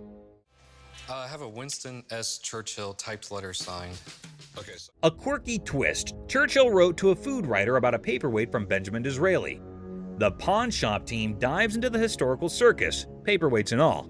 Enter Steve, the expert, unraveling the mystery of Churchill's signature. The magnification saga begins, complete with ink flow discussions and hilarious attempts to decipher the genius's handwriting. A surprise appearance by a 1968 Jack Kevorkian Volkswagen van shakes things up. The chopper deal is done, but now Churchill's letter gets a comedic price tag dance. Negotiations, magnifications, and laughs galore. The thing I do like about this is it's got the writing on it, and I would put the value at the high end of that scope, so probably about $1,500. The final act, the pawn shop owner, a smooth talker, bargains down to $1,200. The deals are sealed and everyone heads off with laughs, paperweights, and probably a newfound appreciation for historical handwriting challenges. I think 1,200 sounds good. All right, it's a deal. Thank you, Mr. Harrison. Meet you right over there. We'll do some paperwork. Goofball.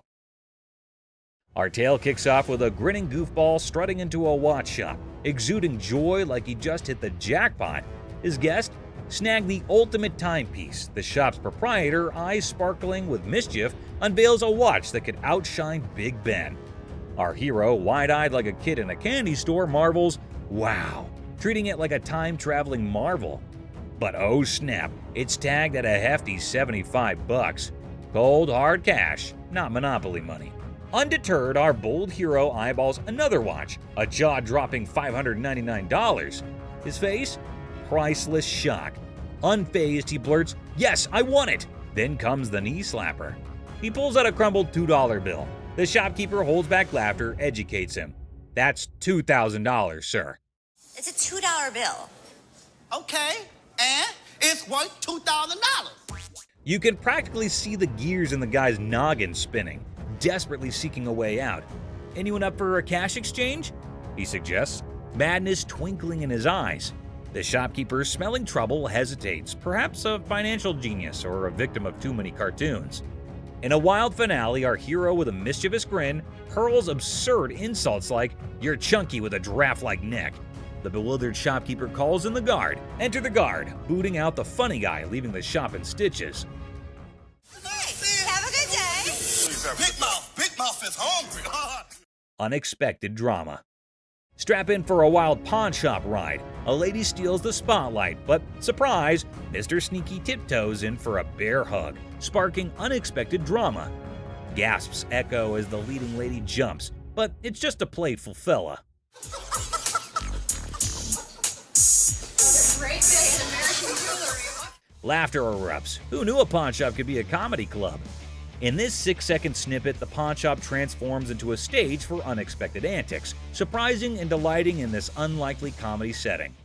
Great day in American jewelry. What can I say? In the chaotic shop hustle, a dude flaunts a watch that could fund a small country. The shopkeeper, hungry for a bargain, attempts a haggling dance. But Mr. Watch Wizard wants stacks on stacks. I came over to sell a beautiful watch. Okay, tell me a little about it. Cue the dramatic moment as the shopkeeper grabs him, yelling, "Hold up, time traveler!"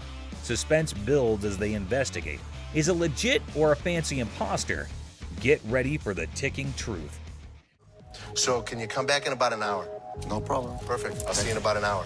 Thank you. Picture our man playing Sherlock, sneakily starting the girl checking the watch. Instead of screams, laughter erupts. A mischievous symphony until the fun police arrive. An authoritative figure sternly commands, "Stop right there."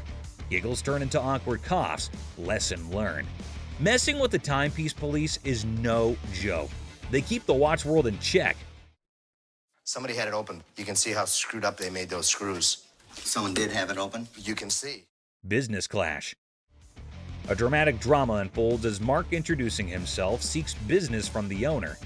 Tension builds with background music, setting the stage for unexpected confrontations.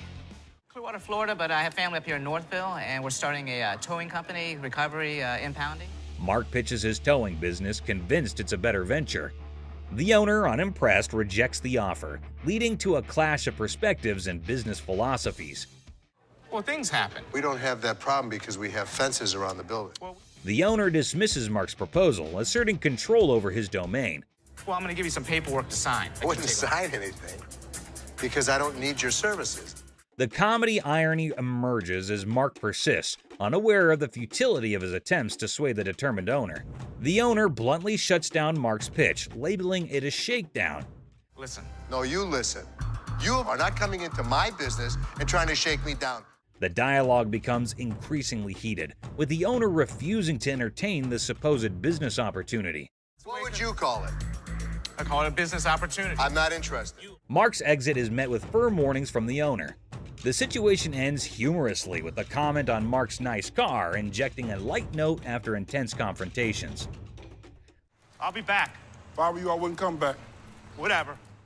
The gym brawl. So, watch this hulking bodybuilder guy, all muscles and bravado, strutting into a pawn shop with this wrecked workout thing that looked like it went through a blender. He was like a peacock on protein, thinking he set up a magic muscle worm. The shopkeeper, a guy with a face as serious as a freshly waxed dumbbell, raised an eyebrow at the smashed up widget on the counter. Hey man, I need to talk to somebody about this. This piece of junk I bought in here just a couple days ago don't work now, it's broken. Check out this masterpiece, our bodybuilder buddy declared, pointing dramatically at his broken workout thing. It's so messed up. I swear it's doing reverse squats by itself.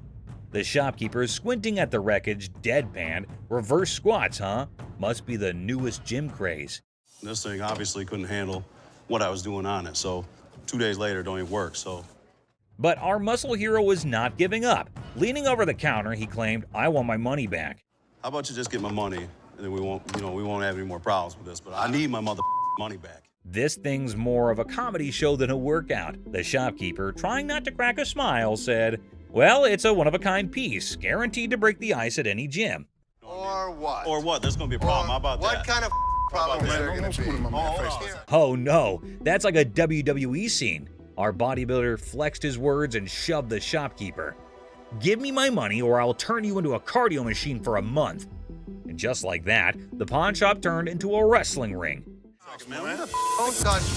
Come on, come on, man, let's go. The shopkeeper, unexpectedly nimble, fought back and chaos replaced. It was like two sumo wrestlers battling for the last protein bar. Trying to play hero, two guards materialized out of thin air. They grabbed our bodybuilder and his busted gear, dragging them out.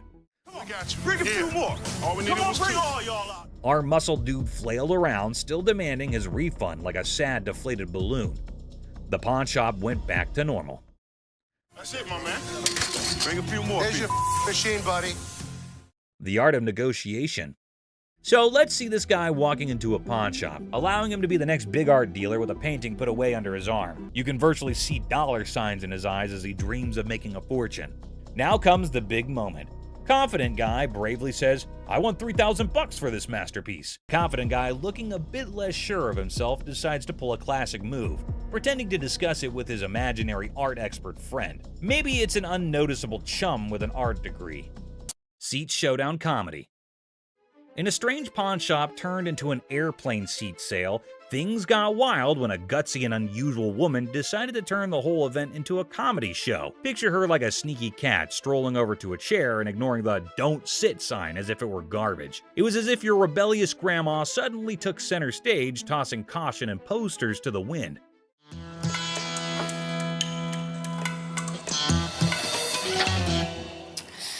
Then in comes the lady running the shop, armed with politeness and a simple request for the lady to give up the seat. Little did she know she was about to get into a funny showdown with our cool and calm customer. The woman, looking super confident and mischievous, said, "Just let me be," treating the chair like her personal throne. Okay, these are for sale. We don't have like a trial and error. Okay, well, I'm not trying to buy them. I'm just trying to try them out. As if that was not funny enough, the secret guards jumped into the blend. The shopkeeper, determined to bring order back, tried nicely to get the bold woman out of her comfy spot.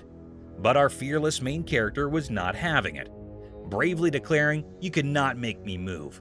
And what you can do is leave me the alone. Okay. Yeah. Then comes the guard trying to lift her off the seat. Suddenly, there's a big scene. The woman, now a pro at making a show, indicted the guard of bothering her and indeed threw in the surprise of claiming it was sexual harassment. The pawn shop turned into a stage for a solo performance, with our main character making up the script on the spot. No, thank you. Get on up No, out of here, no, you can get your hand off. Get your hands off of me. Get your hands off. But the comedy did not stop there. Wanting to leave with a bang, our leading lady dramatically fell to the bottom, blaming the confused guard for pushing her. The shop, once a place for buying and selling, turned into a theater for a funny play where reality and silliness conflicted in the most hilarious way. Girl, you pushed me! What? I didn't touch it. I touched it. And just like that, the woman in the pawn shop left everyone. Guards, shopkeeper, and onlookers scratching their heads, wondering if they had just witnessed the craziest pawn shop show ever. I'm not going anywhere. Do whatever you want. And we can have a staring contest. Joe Sofa Saga. In a pawn shop full of weird and wonderful things, she must be a nasty one. The line between funny and awkward was getting blurry. We had a reupholster and I gave it to Ashley. Is that right? Yeah. Is that your daughter? That's my daughter. She must be nasty too.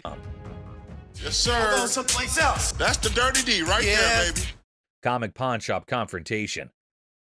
Okay, a man is coming towards the shop. Wait, what? Is he coming to have something from the pawn shop? The man asking about her daughter means how creepy it is. Hello. I need to pick up some stuff for my daughter. Is it in pawn? Yes, ma'am. Laughter begins. Everyone around is intrigued to know what had happened to this man. Oh, another man entered into the argument. Let's see what would happen. Man accusing the shop owners of stealing. How crazy this man is, constantly accusing them of being thieves. No. I want the stuff. Yeah, but without the ticket, we can't give it to you. The man is constantly infuriating them and sees he has come out the carbon.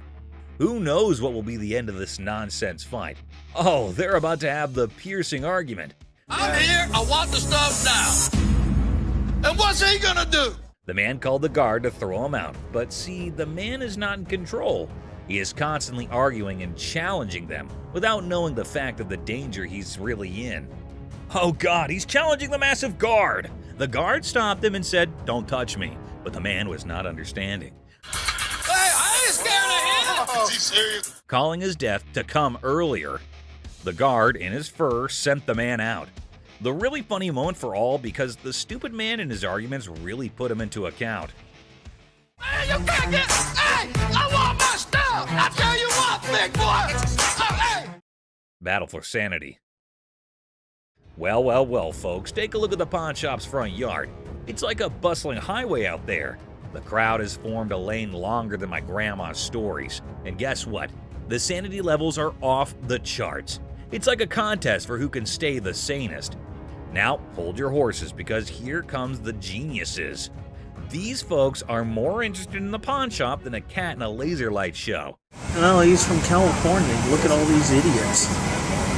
They've gathered like it's the grand opening of the Pawn Shop Olympics. What's the big attraction, you ask? Maybe they're expecting a magic show, or perhaps the pawn shop secretly giving away free wisdom. Or, here's a wild thought, they're gearing up for a full-scale aggression mission against the poor souls inside. Watch out, world, we've got a pawn shop revolution on our hands. Stay tuned and remember, in the pawn shop chaos, sanity reigns supreme. Good luck, brave souls. That's not. Clueless heist hijinks. Well, howdy there, folks. We've got a Lone Ranger in the pawn shop, sipping on his secret drink like he's the king of mystery. Little does he know, he's the star of a hidden camera show. Talk about being clueless and camera shy. Hold your horses. Looks like our man might be plotting some grand heist, doing his best Sherlock impression. He's scouting the joint, probably trying to find the perfect spot for his not-so-genius plan. But wait, he's still in the game. What on earth is he searching for in the pawn shop? Maybe lost treasure for his car keys? The suspense is killing me. Oh dear, he's now at the other counter. This fella is like a headless chicken wandering around without a purpose. Somebody give him a map or a snack at least. Buckle up, folks. Our wannabe detective just upgraded to a full-blown thief. Watch him waltzing around planning the perfect crime, and bingo! He pulls off a smooth exit, leaving the scene like he just won a game of hide-and-seek. Hold your belly laughs, our genius thief is back on camera, sneakily hiding his loot in his trousers. Smooth moves, my friend, smooth moves. And there he goes, strolling out of the pawn shop like he's won the lottery. thinks he's the mastermind of the century, leaving behind a trail of stolen goods and a whole lot of laughs. What a character. Antique computers. Have a good day. You wonderful. So much. You too. Two tech-savvy grandpas strut into a pawn shop, seeking a fortune for antique computers. Instead, they're hit with a vintage rejection. Bastards, you can't give me a dime for... Oh, man. When one grandpa clumsily breaks a computer, he pulls a move straight from the sitcom handbook. Accidental comedy at its finest. Now you should have that. Put it in the... Oops, one grandpa accidentally smashes a computer, blaming the seller. He theatrically tosses it toward the dumpster, thinking it's a mic drop moment. The seller, the true comedy connoisseur, chuckles at the failed dramatic exit.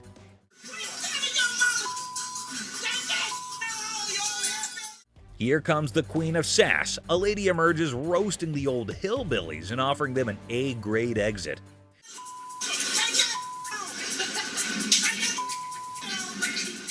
She declares her reign over Detroit toughness and leaves them pondering a future career in comedy security.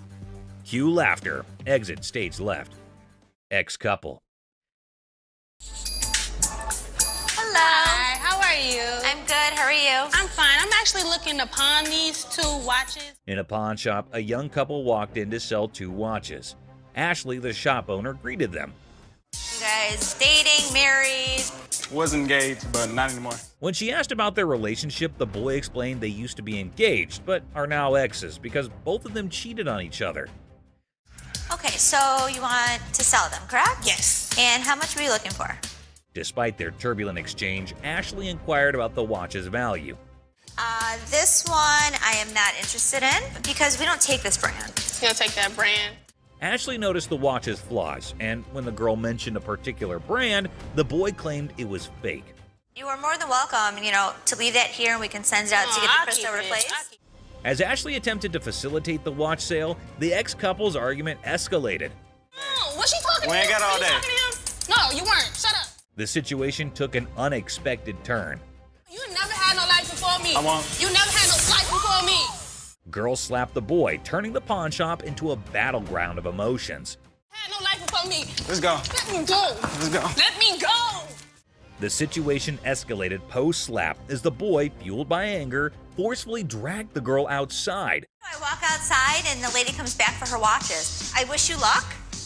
Ashley returned the watches to girl by going toward them and wishes them good luck. Shark costume.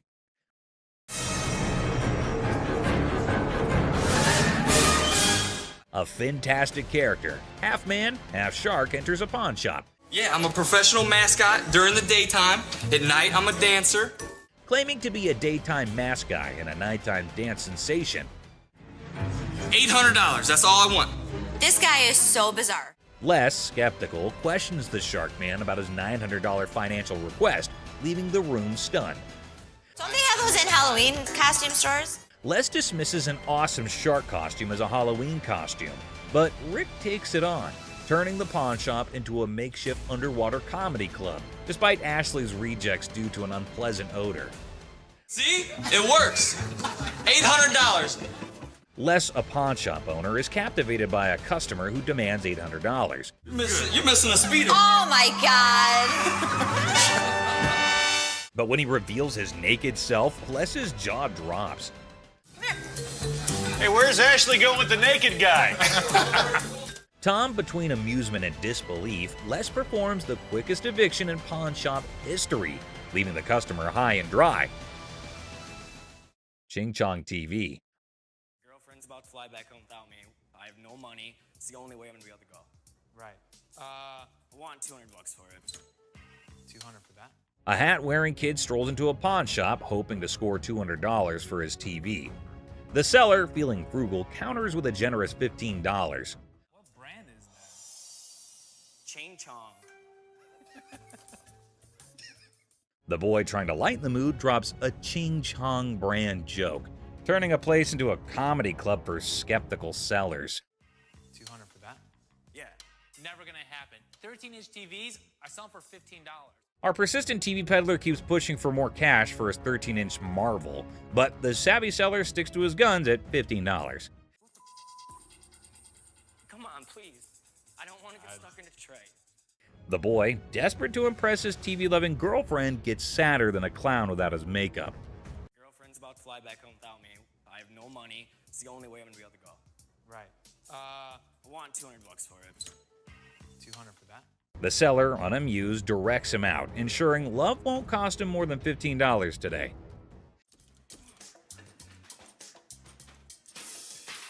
In a fit of frustration, our TV tosser storms out, giving the shop a kicking and throwing his TV into a dumpster like it's a basketball shot gone wrong.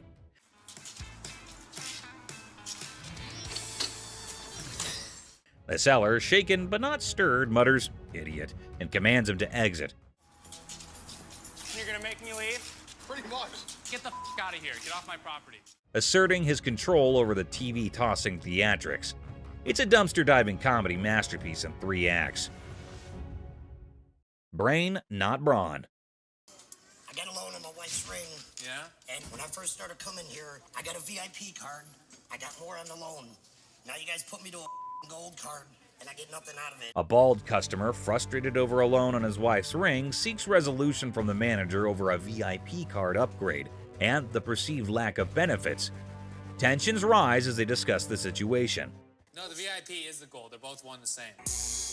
We offer a promotion at American Joy and Loan. It's called a Gold Card membership. It gets more money in people's pockets if they want to get a loan and allows you to save money if you want to buy something. The pawn shop employee tries to explain the gold card system's benefits, but the customer remains frustrated. I am hearing you, but you're not listening to me. Tensions rise as the employee insists on the procedure, leading to anger, questioning, and physical comparisons. You think this is funny? I don't think it's funny. I think that there's something wrong when you start hitting your head against the side of the window. Creating an atmosphere of animosity and miscommunication. What are you going to do about it?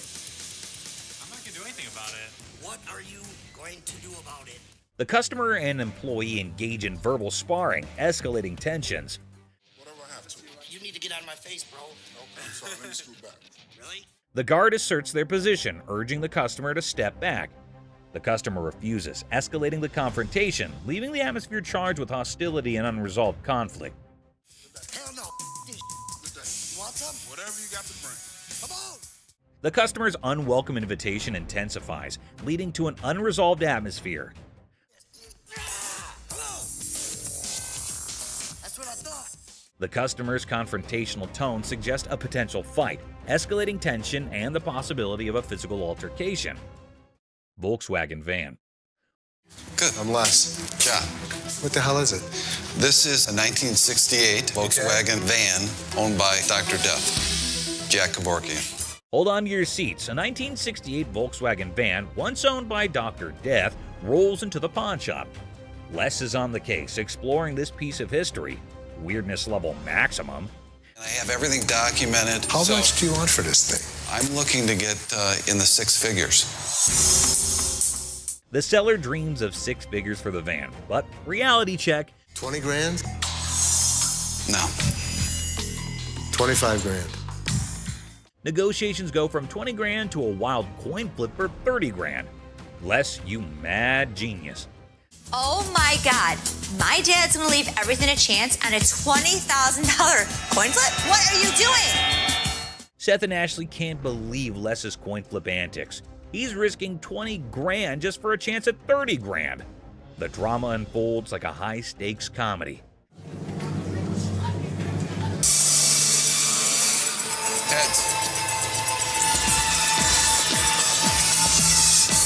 Les, you wild card. The coin flip drama continues, with drum roll and laughter.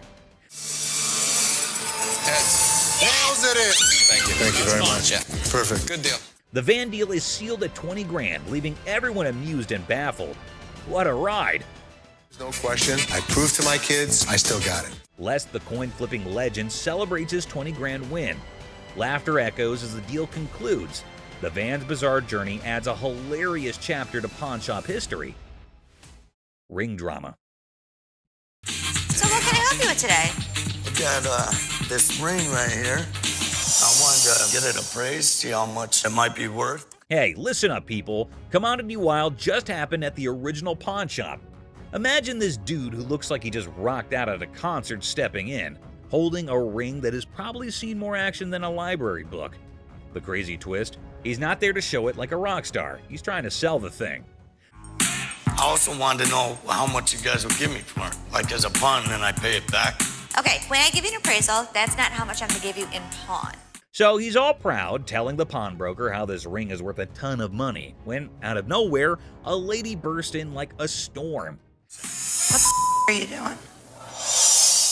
She's on a mission to figure out why her precious ring is about to be someone else's fancy jewelry. Cue the dramatic music, folks. Why'd you take my ring? Well, I wanted to see how much it was worth. Bull. Now, our rock star wannabe is caught red-handed, dealing with an angry lady dead set on getting her shiny thing back. It's like a soap piece crashing into a rock concert, and the pawn shop is the main stage. I just wanted to know how much it was worth, that's all. You're a liar. Why'd you take my ring? I'm sorry. What? Things get intense as the lady slaps the crazy guy not once, but twice. Then suddenly, the whole place goes silent. You could hear a leg drop, or in this case, a ring hitting the counter. The other people in the pawn shop are stunned, wondering if they accidentally walked into a live reality TV show. You're a idiot. Can I just have my ring? Well, Yeah, he's it's the one that hers. gave it to me. That's hers. Just give me my ring. Our lady does not waste any time. She grabs the ring back, making it clear her bling is off limits. Right now. The embarrassed and confused rock star lookalike gets pushed out of the pawn shop by the triumphant lady. There you have it, folks, a ridiculous blend, up and a super dramatic autumn at the pawn shop. Turns out the real treasures are not just the bones for trade. Who would have allowed pawn shops could be this amusing? Stay tuned for the coming occasion of pawned out drama. Clown Prince. In a small pawn shop on the corner of Chuckles Street and Guffaw Avenue, things got really funny one day. A guy walked in with so much makeup on his face that he looked like he just stepped out of a play. The shopkeeper, who was used to weird stuff, tried hard not to laugh as the man approached, sporting a rainbow wig that seemed to stay on by magic. I need to sell this earring because my little red Corvette broke down. No kidding. Absolutely. Wow. The man, looking mischievous, whipped out a fancy earring from his pocket and showed it off with a big dramatic gesture.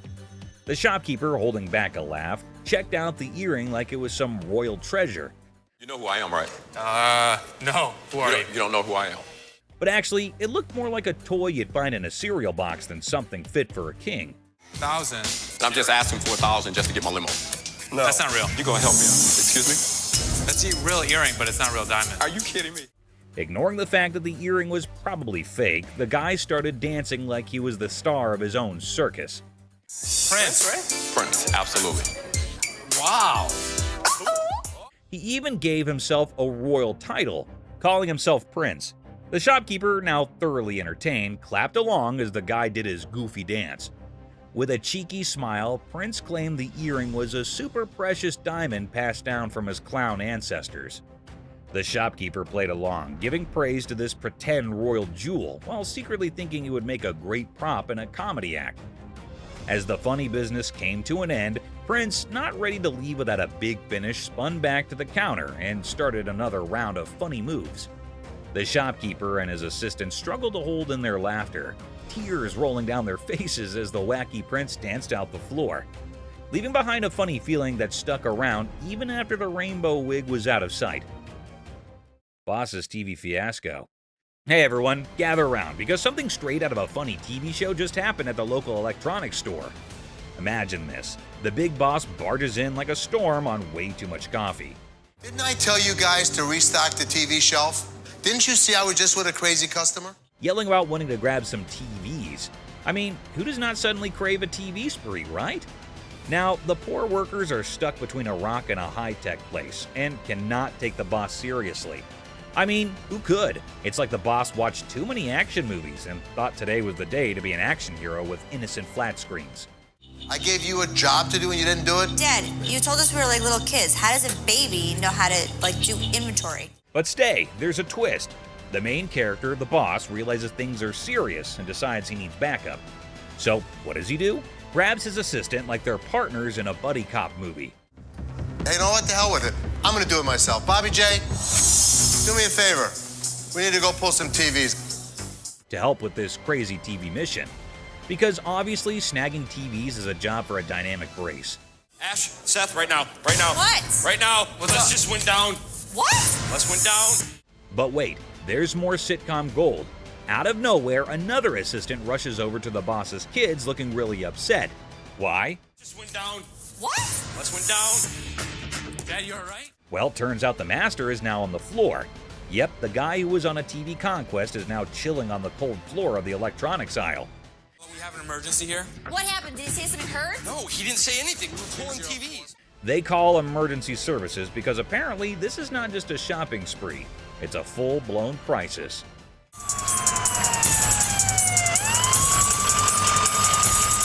And then comes the ambulance. The daughter dramatically points at the approaching rescue vehicle, as if it's the hero cavalry coming to save the day. My dad's always been the strongest person I know, and right now he's completely helpless. I can nearly hear the wacky sitcom music playing in the background. It's so crazy, snaggletooth, and, well, just another day in the unpredictable sitcom that's real life. Stay tuned for the coming episode. People more adventurous with the boss and his search for TVs are coming your way. Crazy store comedy. What's up, Grandpa? Where's your costume at? There. Corey, that's not a costume. In a super silly store, there's this hilarious pair that could out-funny any comedy show. Watch this, an old grandpa wearing a hat that is seen way too many times, with a black band covering one eye. Right beside him is his son, with a hairband that seems to have its own crazy magnetic pull. A mix of colors that should not make sense on air.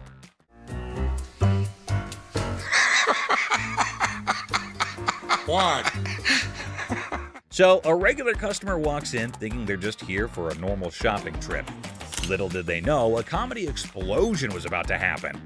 The first person they notice is the son, and they burst into laughter. "What on earth are you trying to be?" they ask, still giggling from the unexpected fun. What are you supposed to be? It's obvious I'm Justin Bieber, America's heartthrob.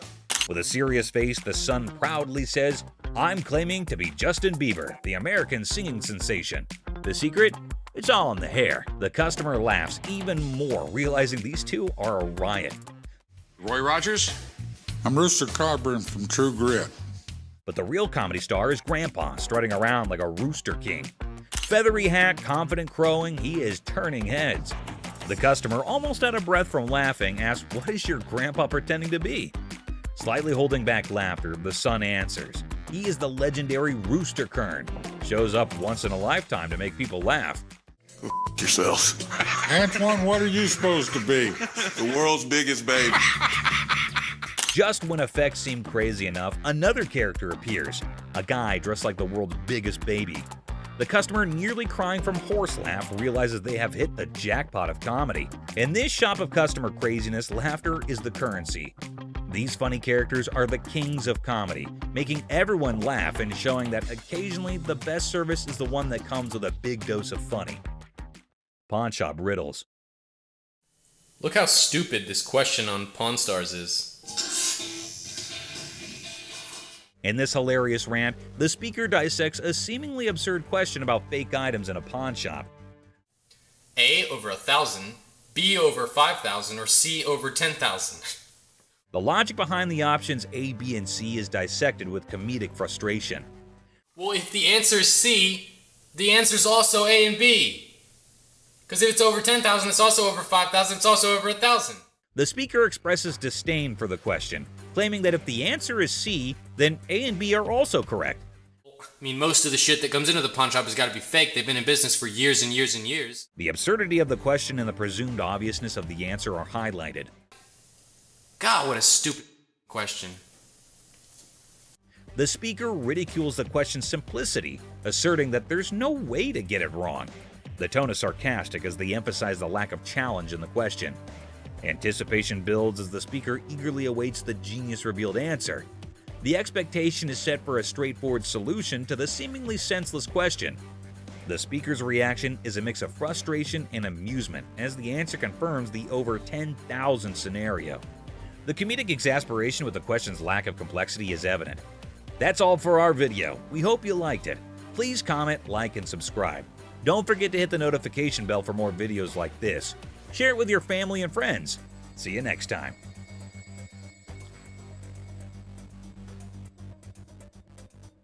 I mean, most of the shit that comes into the pawn shop has got to be fake. They've been in business for years and years and years. God, what a stupid question.